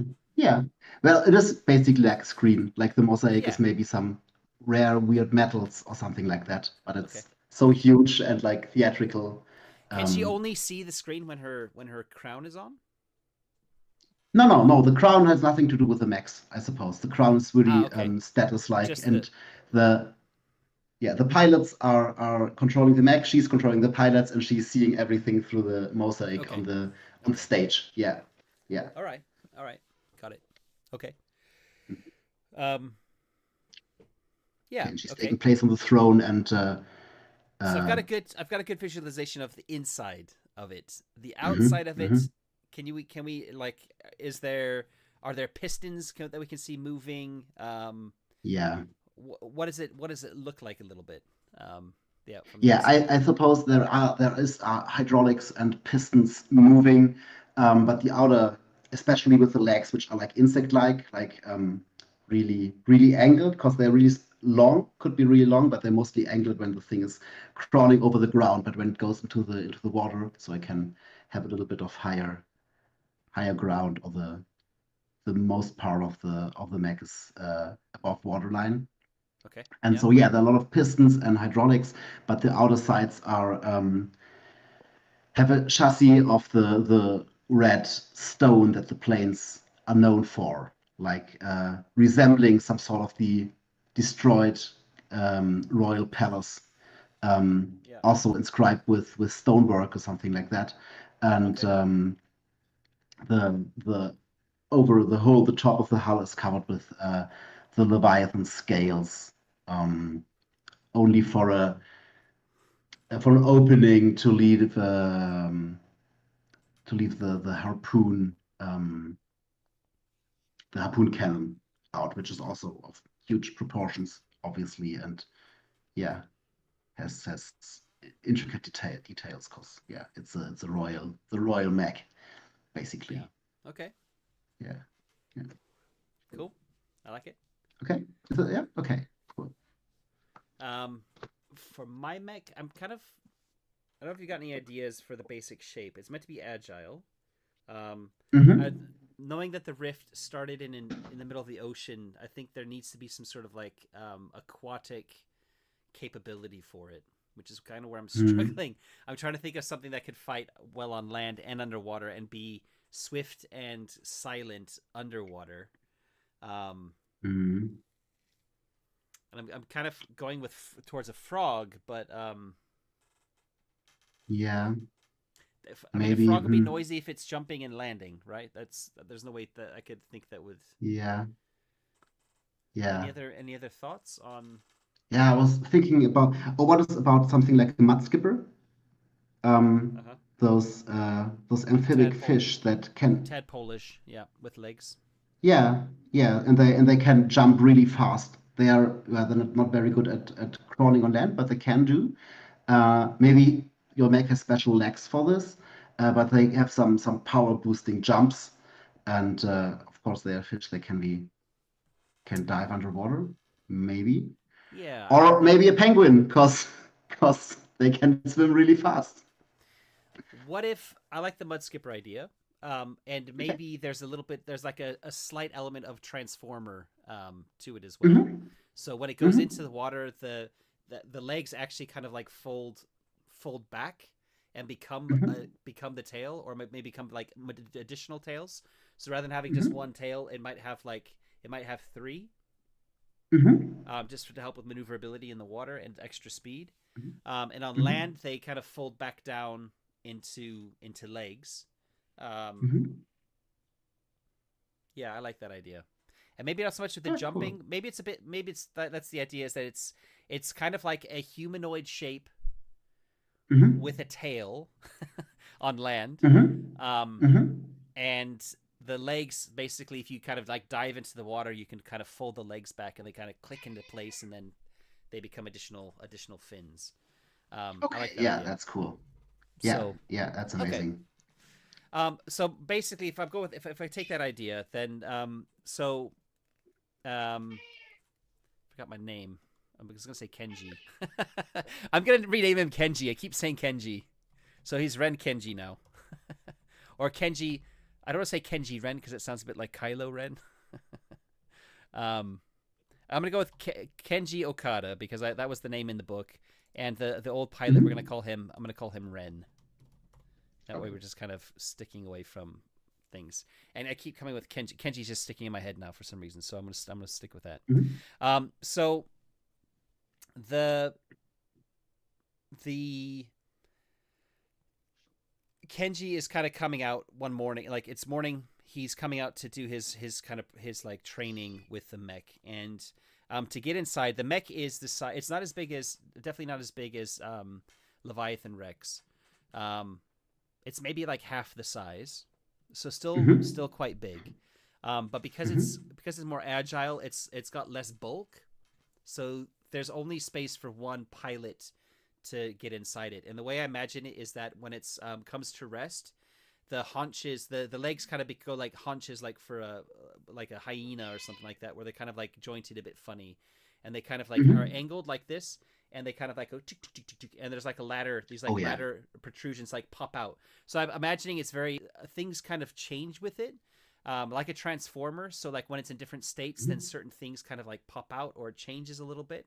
Um, Hmm. and then you can kind of climb up, and you're kind of like climbing up into the middle, and the middle like kind of opens, like folds open, and Hmm.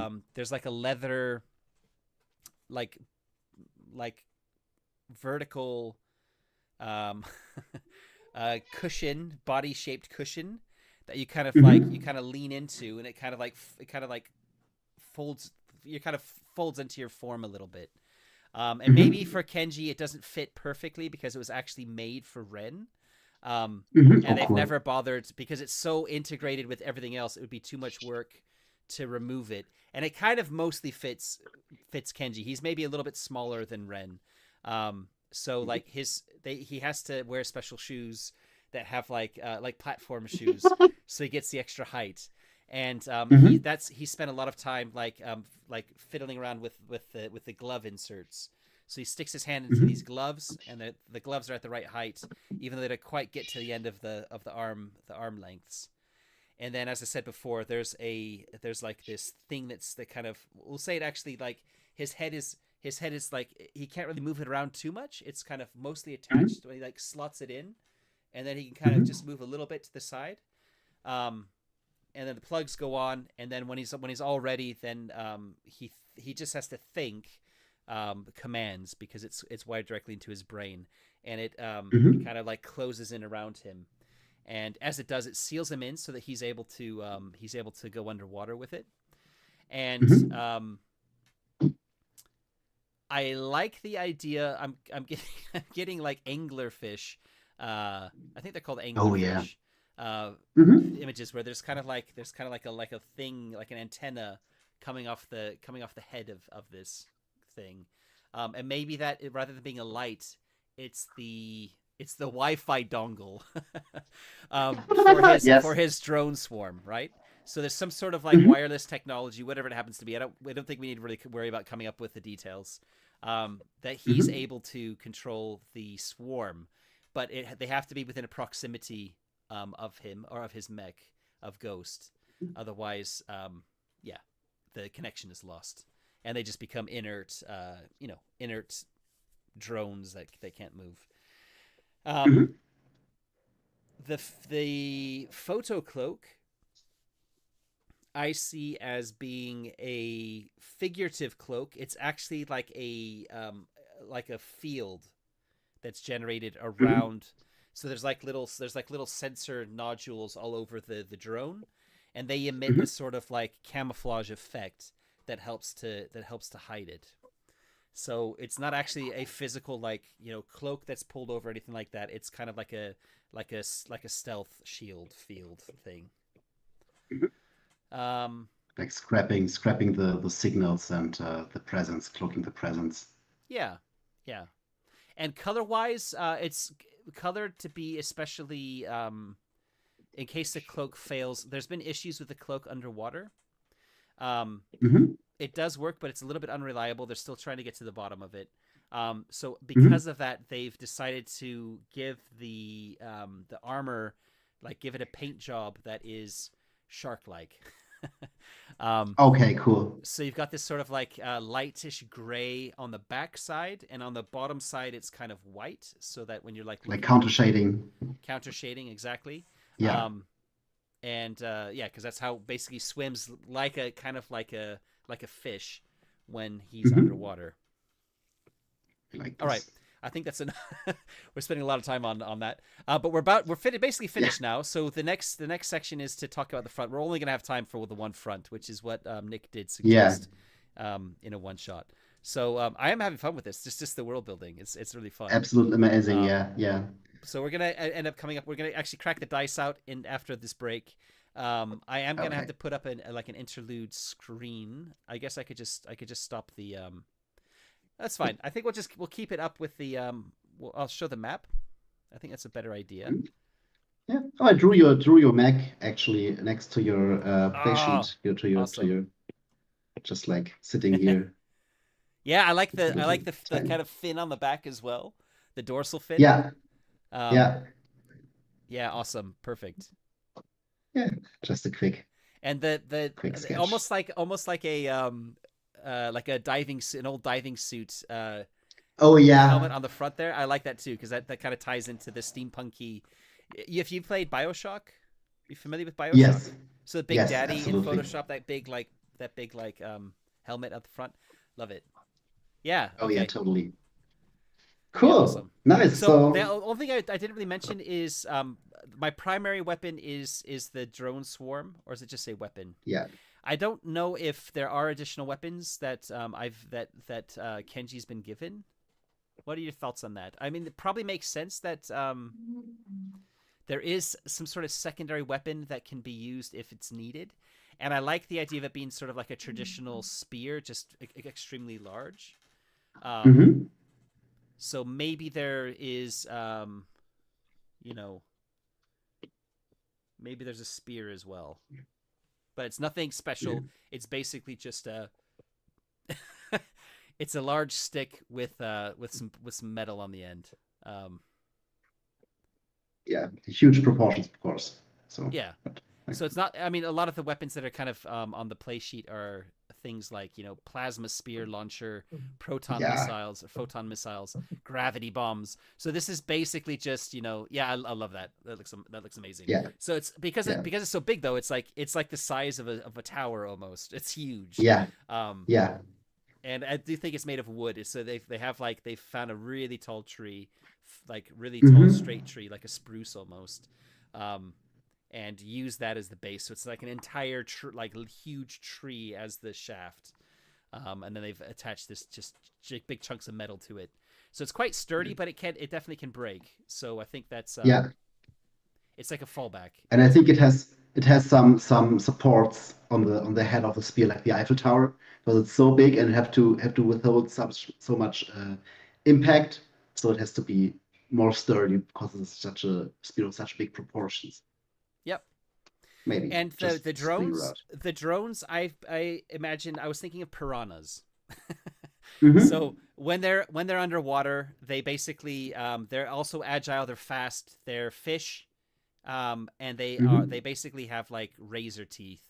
And when they're on land, they basically imagine a piranha Just with two like eight legs, legs with like like eight no like 8 legs. oh, oh, So they're like oh, awesome, yeah. so it's kind of like a piranha with like a spider with like spider legs. Oh And they yeah, also have that's they also have creepy that as hell. transformer technology. So the legs kind of when it gets into Hmm. water, the legs kind of like fold into each other and they become the fins. Um, Oh, and okay, yeah. they're like the size of like a horse in real life individually. Hmm. But obviously for a kaiju, they're kind of like smallish. But the idea is that Hmm. lots of them like kind of devouring, like just tearing chunks out of a kaiju is the idea. Maybe Yeah. they're also because the scales from the first kaiju. I'm not sure what that means. Um, we'll have to think about like maybe they also have like their fins when they attach themselves. They also can like pry a scale apart, so they can like bury their heads inside Oh to get to yeah, the yeah. meat. Oh, this is So they're cool. kind of like have yeah, something like that. So the idea is that Hmm. they're not like stabbing, they're eating, they're chomping, they're piranhas, and Yeah, if there's I armor, they're trying to imagine. get into the armor to Oh, that's cool. I imagine like these grinding mechanisms from such big rock grinders or something like this. oh yeah. Yeah, Uh, yeah, like maybe you get in doesn't. mines and like nowadays these big like Yeah, they're yeah, like yeah, yeah. What are they called? They're called like mining drills, I think they're called. Something like that. yeah. Rock drill is something like that. I don't know. I Yeah. mostly saw them in some Warhammer miniatures. So. Okay. But yeah, those three that grind Okay.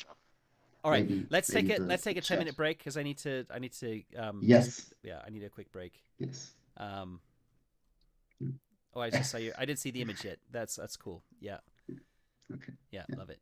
Okay, so All right. I'm gonna leave the screen up with the artwork so people can admire that, Um,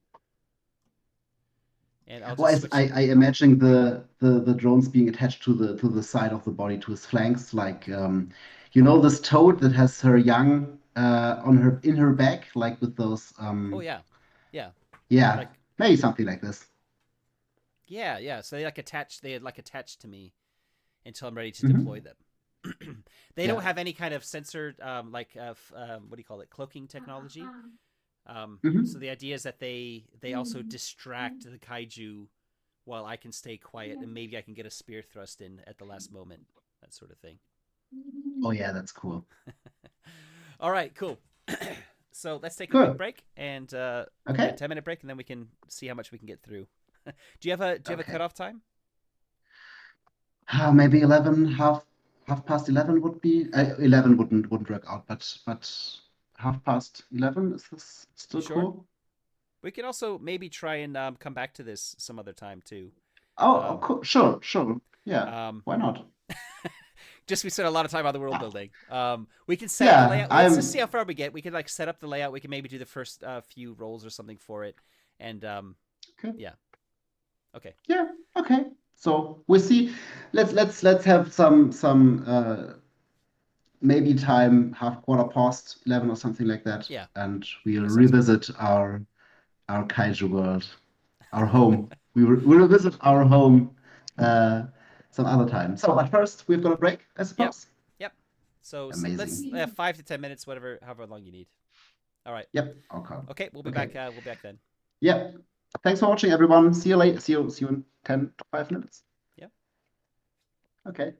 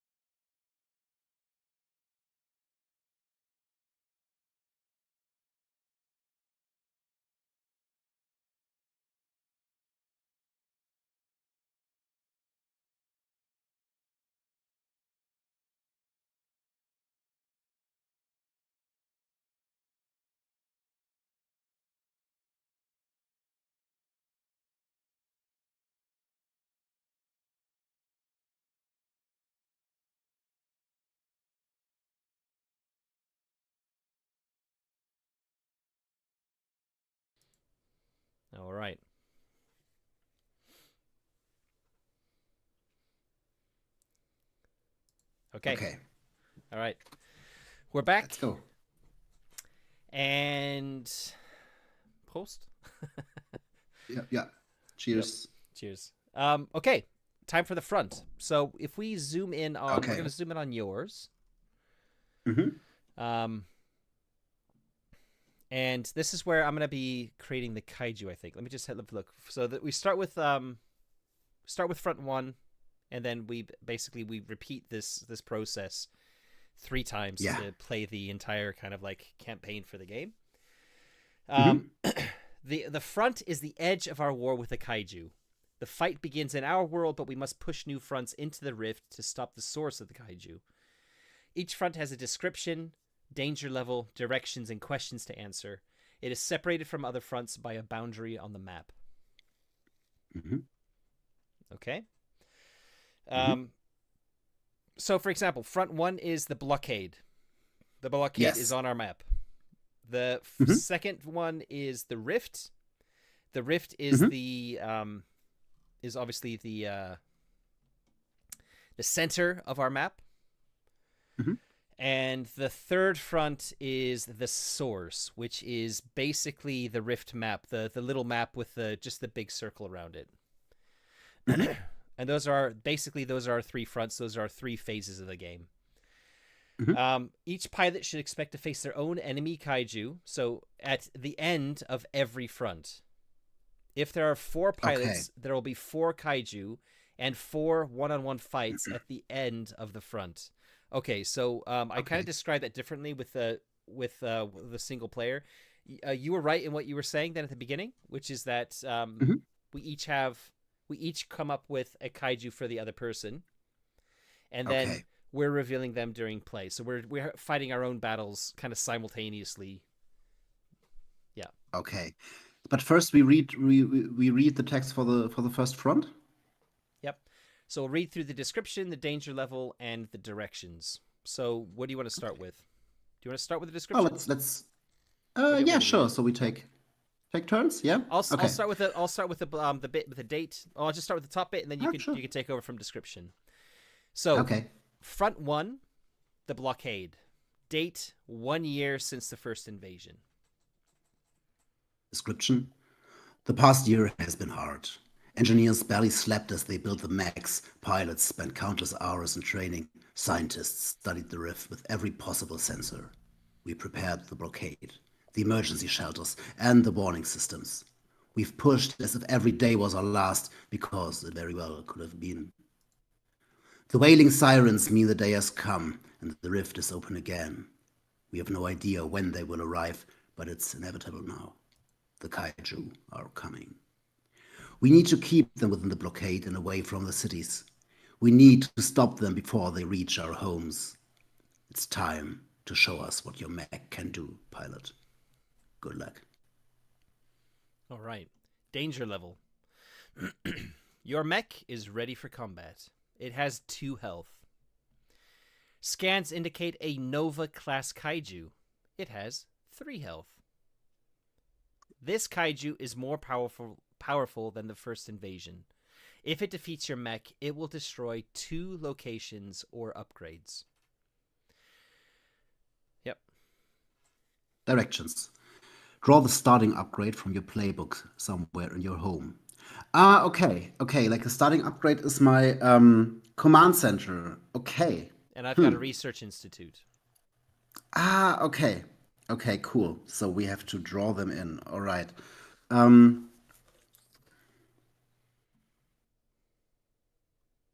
So what was yours, a command center? I like the idea of the command center being just outside the blockade. Maybe. Yeah, I thought so too. Like when the Fort Akura is the lighthouse, it is a little bit before the mainland. This would be really cool because we have a good connection from there inside the mainland as well as into the beyond the blockade. So yeah, probably.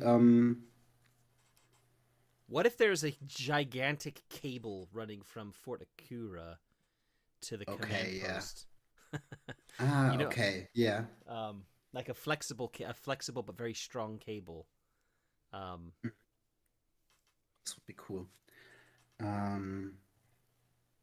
It can't be a small cable because we haven't got the technology to do like fiber optic or anything like that. Um, so it needs to be like you almost imagine like there's just gigantic hydraulic cables in there, as well as maybe there's some sort of like audio cables. So kind of, do you know this thing where you have like a long piece of string with two tin cans on either end? Of You course, can of play course, telephone yeah, with them. yeah, So like yeah. that kind of idea, you can very dimly hear there's somebody with these big like tin or like copper headphones on either end, and like a big gramophone that they're talking into. Yeah, yeah. And they can only So I would dimly hear say, the other person. yeah. Maybe So I something like would that. say it I don't know. is closely behind the blockade. It's still on our side, but there are those big, kind of vulnerable cables from Fort Akura, which is also like a sensor array, like a relay station, and leading to the command center, which was in New Medina before, but it is destroyed now. So I think they just moved further south, and it's like Still on the coast though. it's like yeah, but it's also built into the cliffs. It's underground, and I think it's Oh yeah. just I just make an eye, something like that, or maybe I make no. I take of course, the sovereign's profile, the head. It does look like a head even with an ear. The river makes an ear there, doesn't it? Wait, does it? The coin makes an eye if you look at the shape of the land. True. The river makes an Oh, this is ear. great. I like Yeah, it. I like it. It's cool. It's yeah, cool. yeah. So okay, you know what? This is it could be like the sensor thing, the bloop, bloop, but it Oh yeah. also looks like an eye. Okay, that's cool. Um, yeah, this is not really a precise drawing app, but it works for what we do here. All right. Yeah, okay. That's the command center, and I also draw in the giant cables. Maybe a bit too big. Yeah, that looks good. Of course, there's a fail-safe cable, second Oh yeah. one. Yeah, yeah. Yeah, undersea. Cool. Okay, where's your research facility? My research institute is going to be safe because our previous research like base, the university, Mm-hmm. was inside the Mm-hmm. block, was too close to the rift. So this one is going to be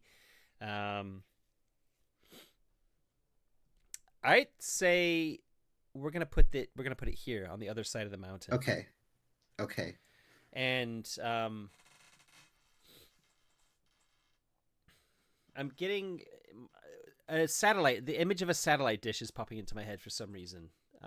Mm-hmm. Mm-hmm. But maybe not a satellite dish, of course, but something similar. So Oh, what is about a crater that builds a natural satellite dish, and you have got one, I don't know, maybe a temple in the center of the crater. I don't know if that makes sense, but I imagine it looking really, really interesting, where you hear everything from uh, the area of the rift or something like this, and you've got interesting. uh, a cloister, an abbey of monks that are just of the listening monks that have sworn an oath of silence just because they have to listen to everything, and then writing everything down and sending it to the capital, or maybe like with yeah No, they're writing it. They're yeah writing it. we yeah I okay like the idea of them writing it. If they're like they take a vow of silence, they're writing it in very small script, and they're yeah sending it. They're sending it by courier eagles that can fly over hmm the mountains. okay yeah So not courier pigeons, but courier eagles. hmm So they got this like mix of. Oh, that's gonna take too long. It takes too long. Doesn't matter. They're somehow relaying this information to the capital. Maybe they have like more. They have like what are those called? The yeah like where they go tap tap tap tap tap tap tap tap. yeah yeah Like in yeah the westerns, tele telegraphs telegraph. Yeah, telegraph. I was gonna say telegram, yeah but yeah, telegraph. yeah Telegram is telegram is what you what you send. send, and Yeah, yeah they're sending that's right. telegrams, yeah.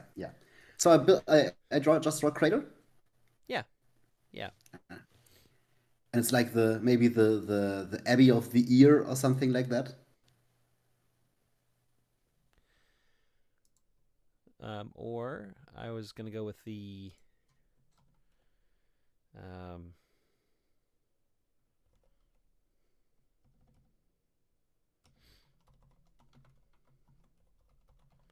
the Abbey of Silence. Oh, yeah. Cool. All right. Hmm. All right, and yeah, they're doing. I'm kind of a bit fuzzy on exactly what they're researching. They're doing research. They're gathering research, and they're kind of sifting through stuff and sending it on. So there's a lot of basically data going through this place. Yeah. They All right. super they do superveillance on the rift, I suppose. They can maybe they can hear when the rift opens and closes, and maybe they can on the right days when the I know when the sea is silent or the fog is right, then they can even hear inside the rift, and some monks have already gone mad or something like that, maybe. Oh, yeah, Yeah, and they yeah. try to decrypt maybe the voice and the speech or language of the kaijus or something, or how they're communicating, maybe something like that. Okay. Yep. Yep. I like it. Yep. Okay, There's cool. definitely a bit of 40k creeping in. Yeah, yeah. Also, I'm very much into Trench Crusade lately, where you have also Oh yeah. those monks or something like trying to listen to the voice of God, The but they hell. They're listening to hell. now they're listening to God. They building a tower Ah. like a relay station to catch the voice of the words of God or something like that. And Trench Crusades where Amazing. they're fighting demons from hell, right? Yeah, and also like Or like twisted, corrupted. human heretic forces and Yeah. something like that. Yeah, yeah. Yeah. And it's 40. It's like Warhammer 40K, but in our world, or it is like in Iron what I mean. 20th Yeah. century. Yeah, Yeah. yeah. Okay. Okay. So questions. Who is your closest ally or sworn enemy? Hmm. Your homes, right? I Okay. think maybe for your this is for your pilot maybe. Yeah, who's your home's Oh no, closest your ally home. or Sorry, sworn enemy? sorry. Who's Yeah. your home's closest ally or sworn enemy? I Mhm. like the idea of for Ida anyway that there has been being a country of innovation. There's Mhm. definitely been an upsurge in productivity since the, Mhm. since um, the city states have been established and it's become a republic because Mhm. there's from your side I would imagine there's a lot of it's very lucrative to be able to trade information to Ida, and Ida is basically like needs a lot of information.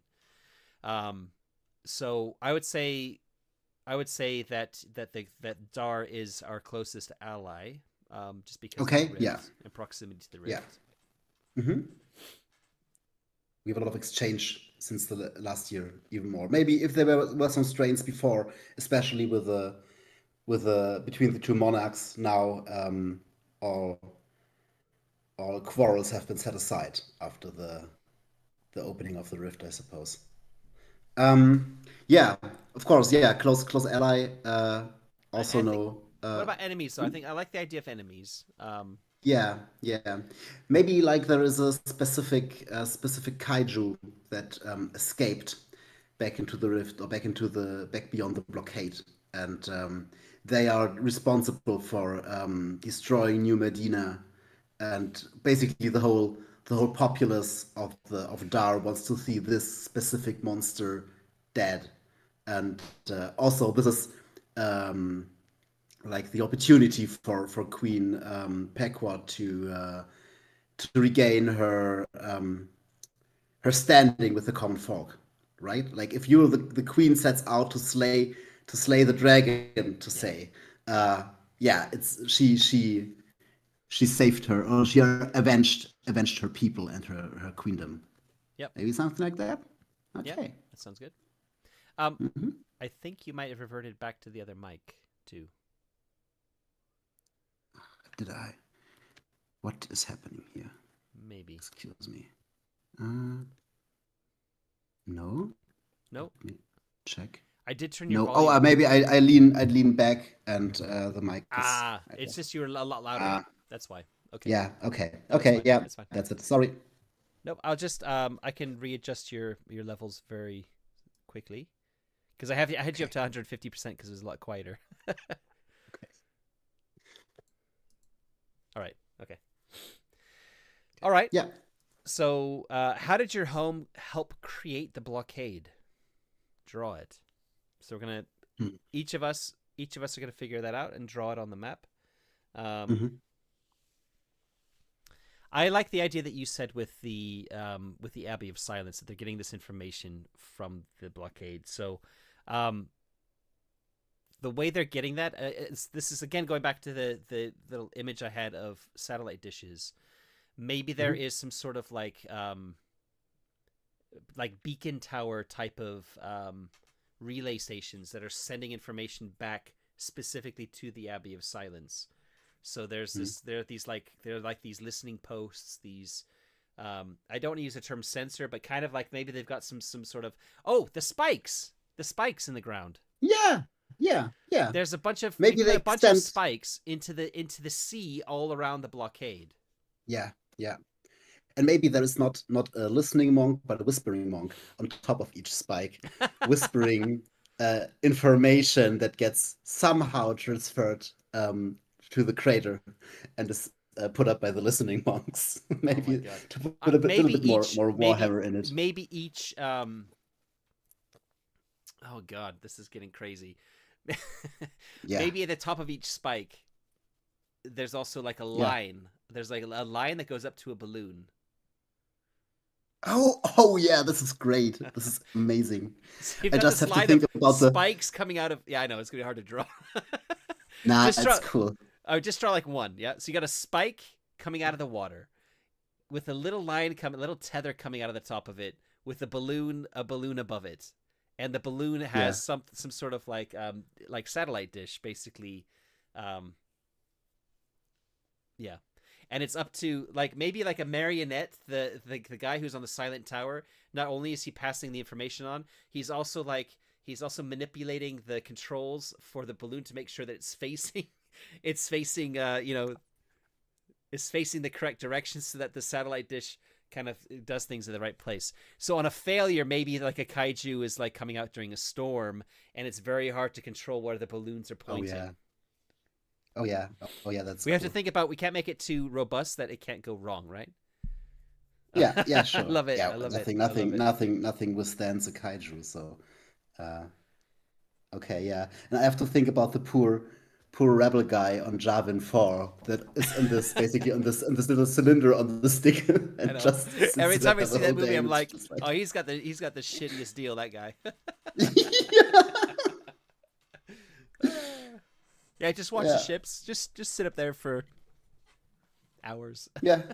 Having his good time, having his alone time. It's just Uh, okay. Well, this is really cool. So, what does the Republic of Dar?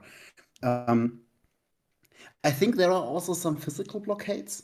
Um, or maybe they are ship patrolling, oh yeah. or they are giant iron chains. Like if you blockade a harbor, Oh yeah. um, you can put up the chains, and I imagine like the plains are very rich in natural ores. Um, like they have several mines crisscrossing through the plains below, accessing them from the canyon cliffs, and then transporting everything down through the rivers. And Yeah, maybe they have love it. built up some chains. And maybe They won't withhold. you'll need to have like so if in my head it's a natural places between like here between the land masses, right? Easy to do. Yeah, Here yeah, easy to do yeah, between the islands, like here's one. But the shrine, they yeah. don't let any chains come. Oh yeah, yeah, So yeah, yeah. Sure. maybe somewhere like maybe like here there had to be like a platform, like an oil rig built. Mhm. Oh yeah, And then yeah, there's been like a series of them, like another one here and another one here, just to connect these mm, chains to the mainland. So there's like yeah, this big bit is connected by, yeah, you got it. yeah. Well, they're of course not without their weak spots because it's Oh yeah, insane to yeah, yeah. this is a really gargantuan effort. Uh, so they wouldn't, of course, uh, won't fit it perfectly just on the critical areas, right? Like they're not really interesting if they're just Well, marching to a permafrost, the but idea as well is like it could also be like a tripwire, like a gigantic tripwire, yeah, because yeah. the mech pilots need to know where the kaiju is to be able to go and Oh, attack them. absolutely. Yeah. Mm-hmm. So Mm-hmm. it could work that it's just like these platforms are designed to like when one of them fails, like to fail, or to send a signal like, oh, the signal has stopped from this. Like either this you send a signal regularly, or you send like a distress signal that it's the kaiju's coming, or it gets destroyed. There's an automatic like thing that happens. So we have this sort of way of detecting where on the perimeter is being breached. What happens on the land, though? Yeah. On the land, is there? I guess there's probably just like watchtowers. I would imagine. Yeah, watchtowers, fortifications, cannons, everything. I would say, yeah, I also thought about the tripwire, but also your contribution to the blockade is already a warning system, right? With the poles and the balloons. For me, it's more. For me, it was more the spikes are detecting like vibrations on the seafloor and stuff like that. So they're more about before anything happens. So it's kind of like a double layer thing where it's kind of like, oh, we're picking up more vibrations in the northwest. Mhm. So maybe our mechs go out to the northwest getting ready for something, or like, oh, we've got two or three different vibrations, and then where the chains fail is we know kind of more exactly where they're coming out. Was Okay, my thinking. okay. I don't know. I Yeah, mean, we could do it. They could fail. Both of them could fail. Um, yeah, of course. So I think here, like like the fortified cliffs on the this looks coast of awesome. Medina. This looks so Yeah. good. Okay. Oh man, I love it. I love it. I love it. Oh yeah. Yeah, that's really beautiful. All Okay. right. So let's go on. What are the next? Um, Um, what is the entrance to the rift? Roll or choose as a group, then draw it in the center of both maps. So the six options are an ominous hole in the ground, a mhm. massive stone archway, ancient and undiscovered, a shimmering etheric portal, a gravity well where time and space are strange, a crack in reality. Okay, I'm drawn to a crack in reality, and it being in the ocean, I Yes. imagine like a whirlpool. Yes, I would say because we talked about the mist emanating from the rift before. Maybe you don't see the or you don't really notice when exactly you change into the next verse because you just get lost in the mist and then Well, what if the there few is what if the rift what if the other side of the rift is extremely hot, like hell hot, oh yeah, and okay, as yeah, this rift opens, maybe in the sea floor as well, the sea is just kind of like flowing into it and it's evaporating, and so this mist is kind of like gathering. It's forming into clouds. So there's kind of like this like stormy, misty thing where there's like constant rain happening inside as well. So you got this like mist and this rain. oh Um, yeah, mhm. because I guess otherwise the ocean would just fall in and run out, right? Theoretically, Yeah, if yeah, you um, yeah. oh, maybe that's yeah something Oh, to you think mean about. the whole world is basically plagued by constant rain? No, just around like centered around the rift, kind of like where the fog is. So like Okay. the maybe where it's kind of like focusing over it. Maybe it's not an actual hole like with all the ocean falling into it. Um, maybe the rift in reality is closer to the surface, but there's Hmm. enough water constantly with like tides and stuff that there's just this like steam evaporation that's kind of like coming out of it, and it's just causing a huge um this is what I'm thinking is so it's kind of like there's a crack in reality. It happens to be near the surface of the ocean, and it's just causing water to constantly churn and evaporate around it. So rather than being a whirlpool, maybe it is a whirlpool, but it's not. It doesn't go very deep, because I think Hmm. if it was like too deep, then it would be like after a year the surface of the surface of the oceans would drop pretty considerably, right? Yeah, yeah, yeah, sure. Okay, so I just draw like here the I like it. the Yeah. steaming. Okay. Yeah. Okay, cool. All right. So, I think we turn the page. It talks about the we home map. yeah.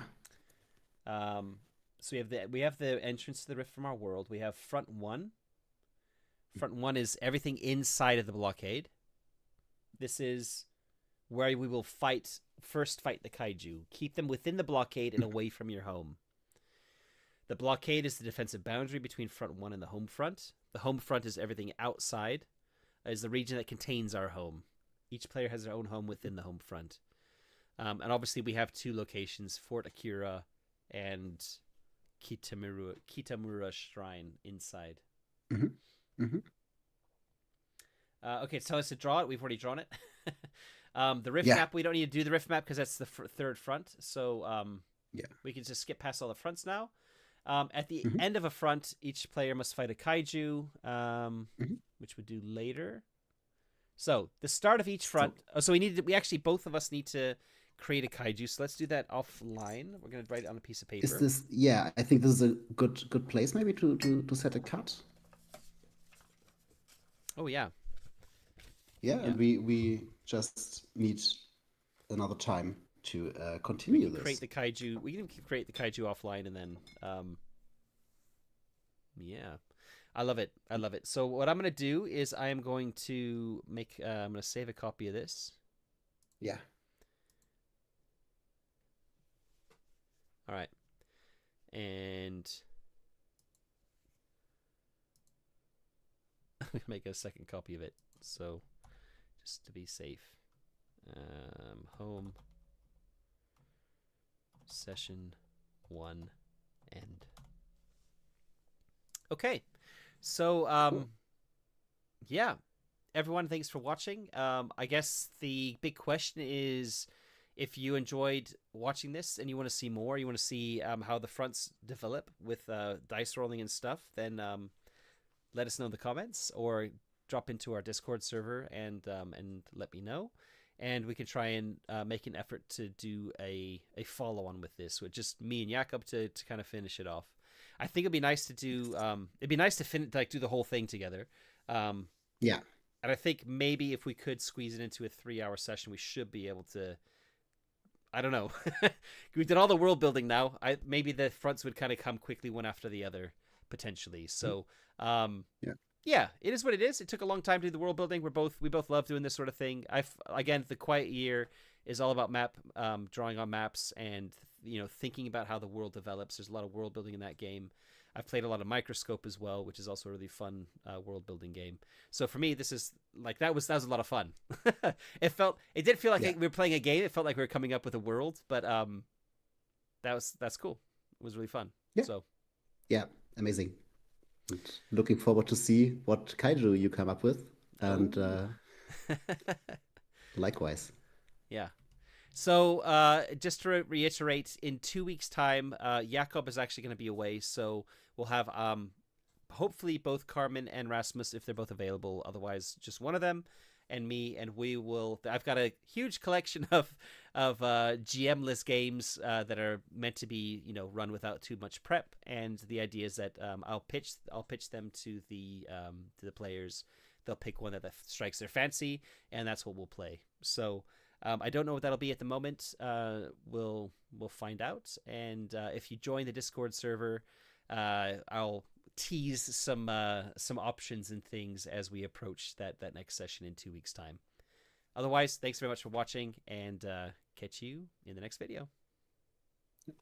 Thank you, everyone. Bye, and have a nice evening. Bye. All right, that was the cue.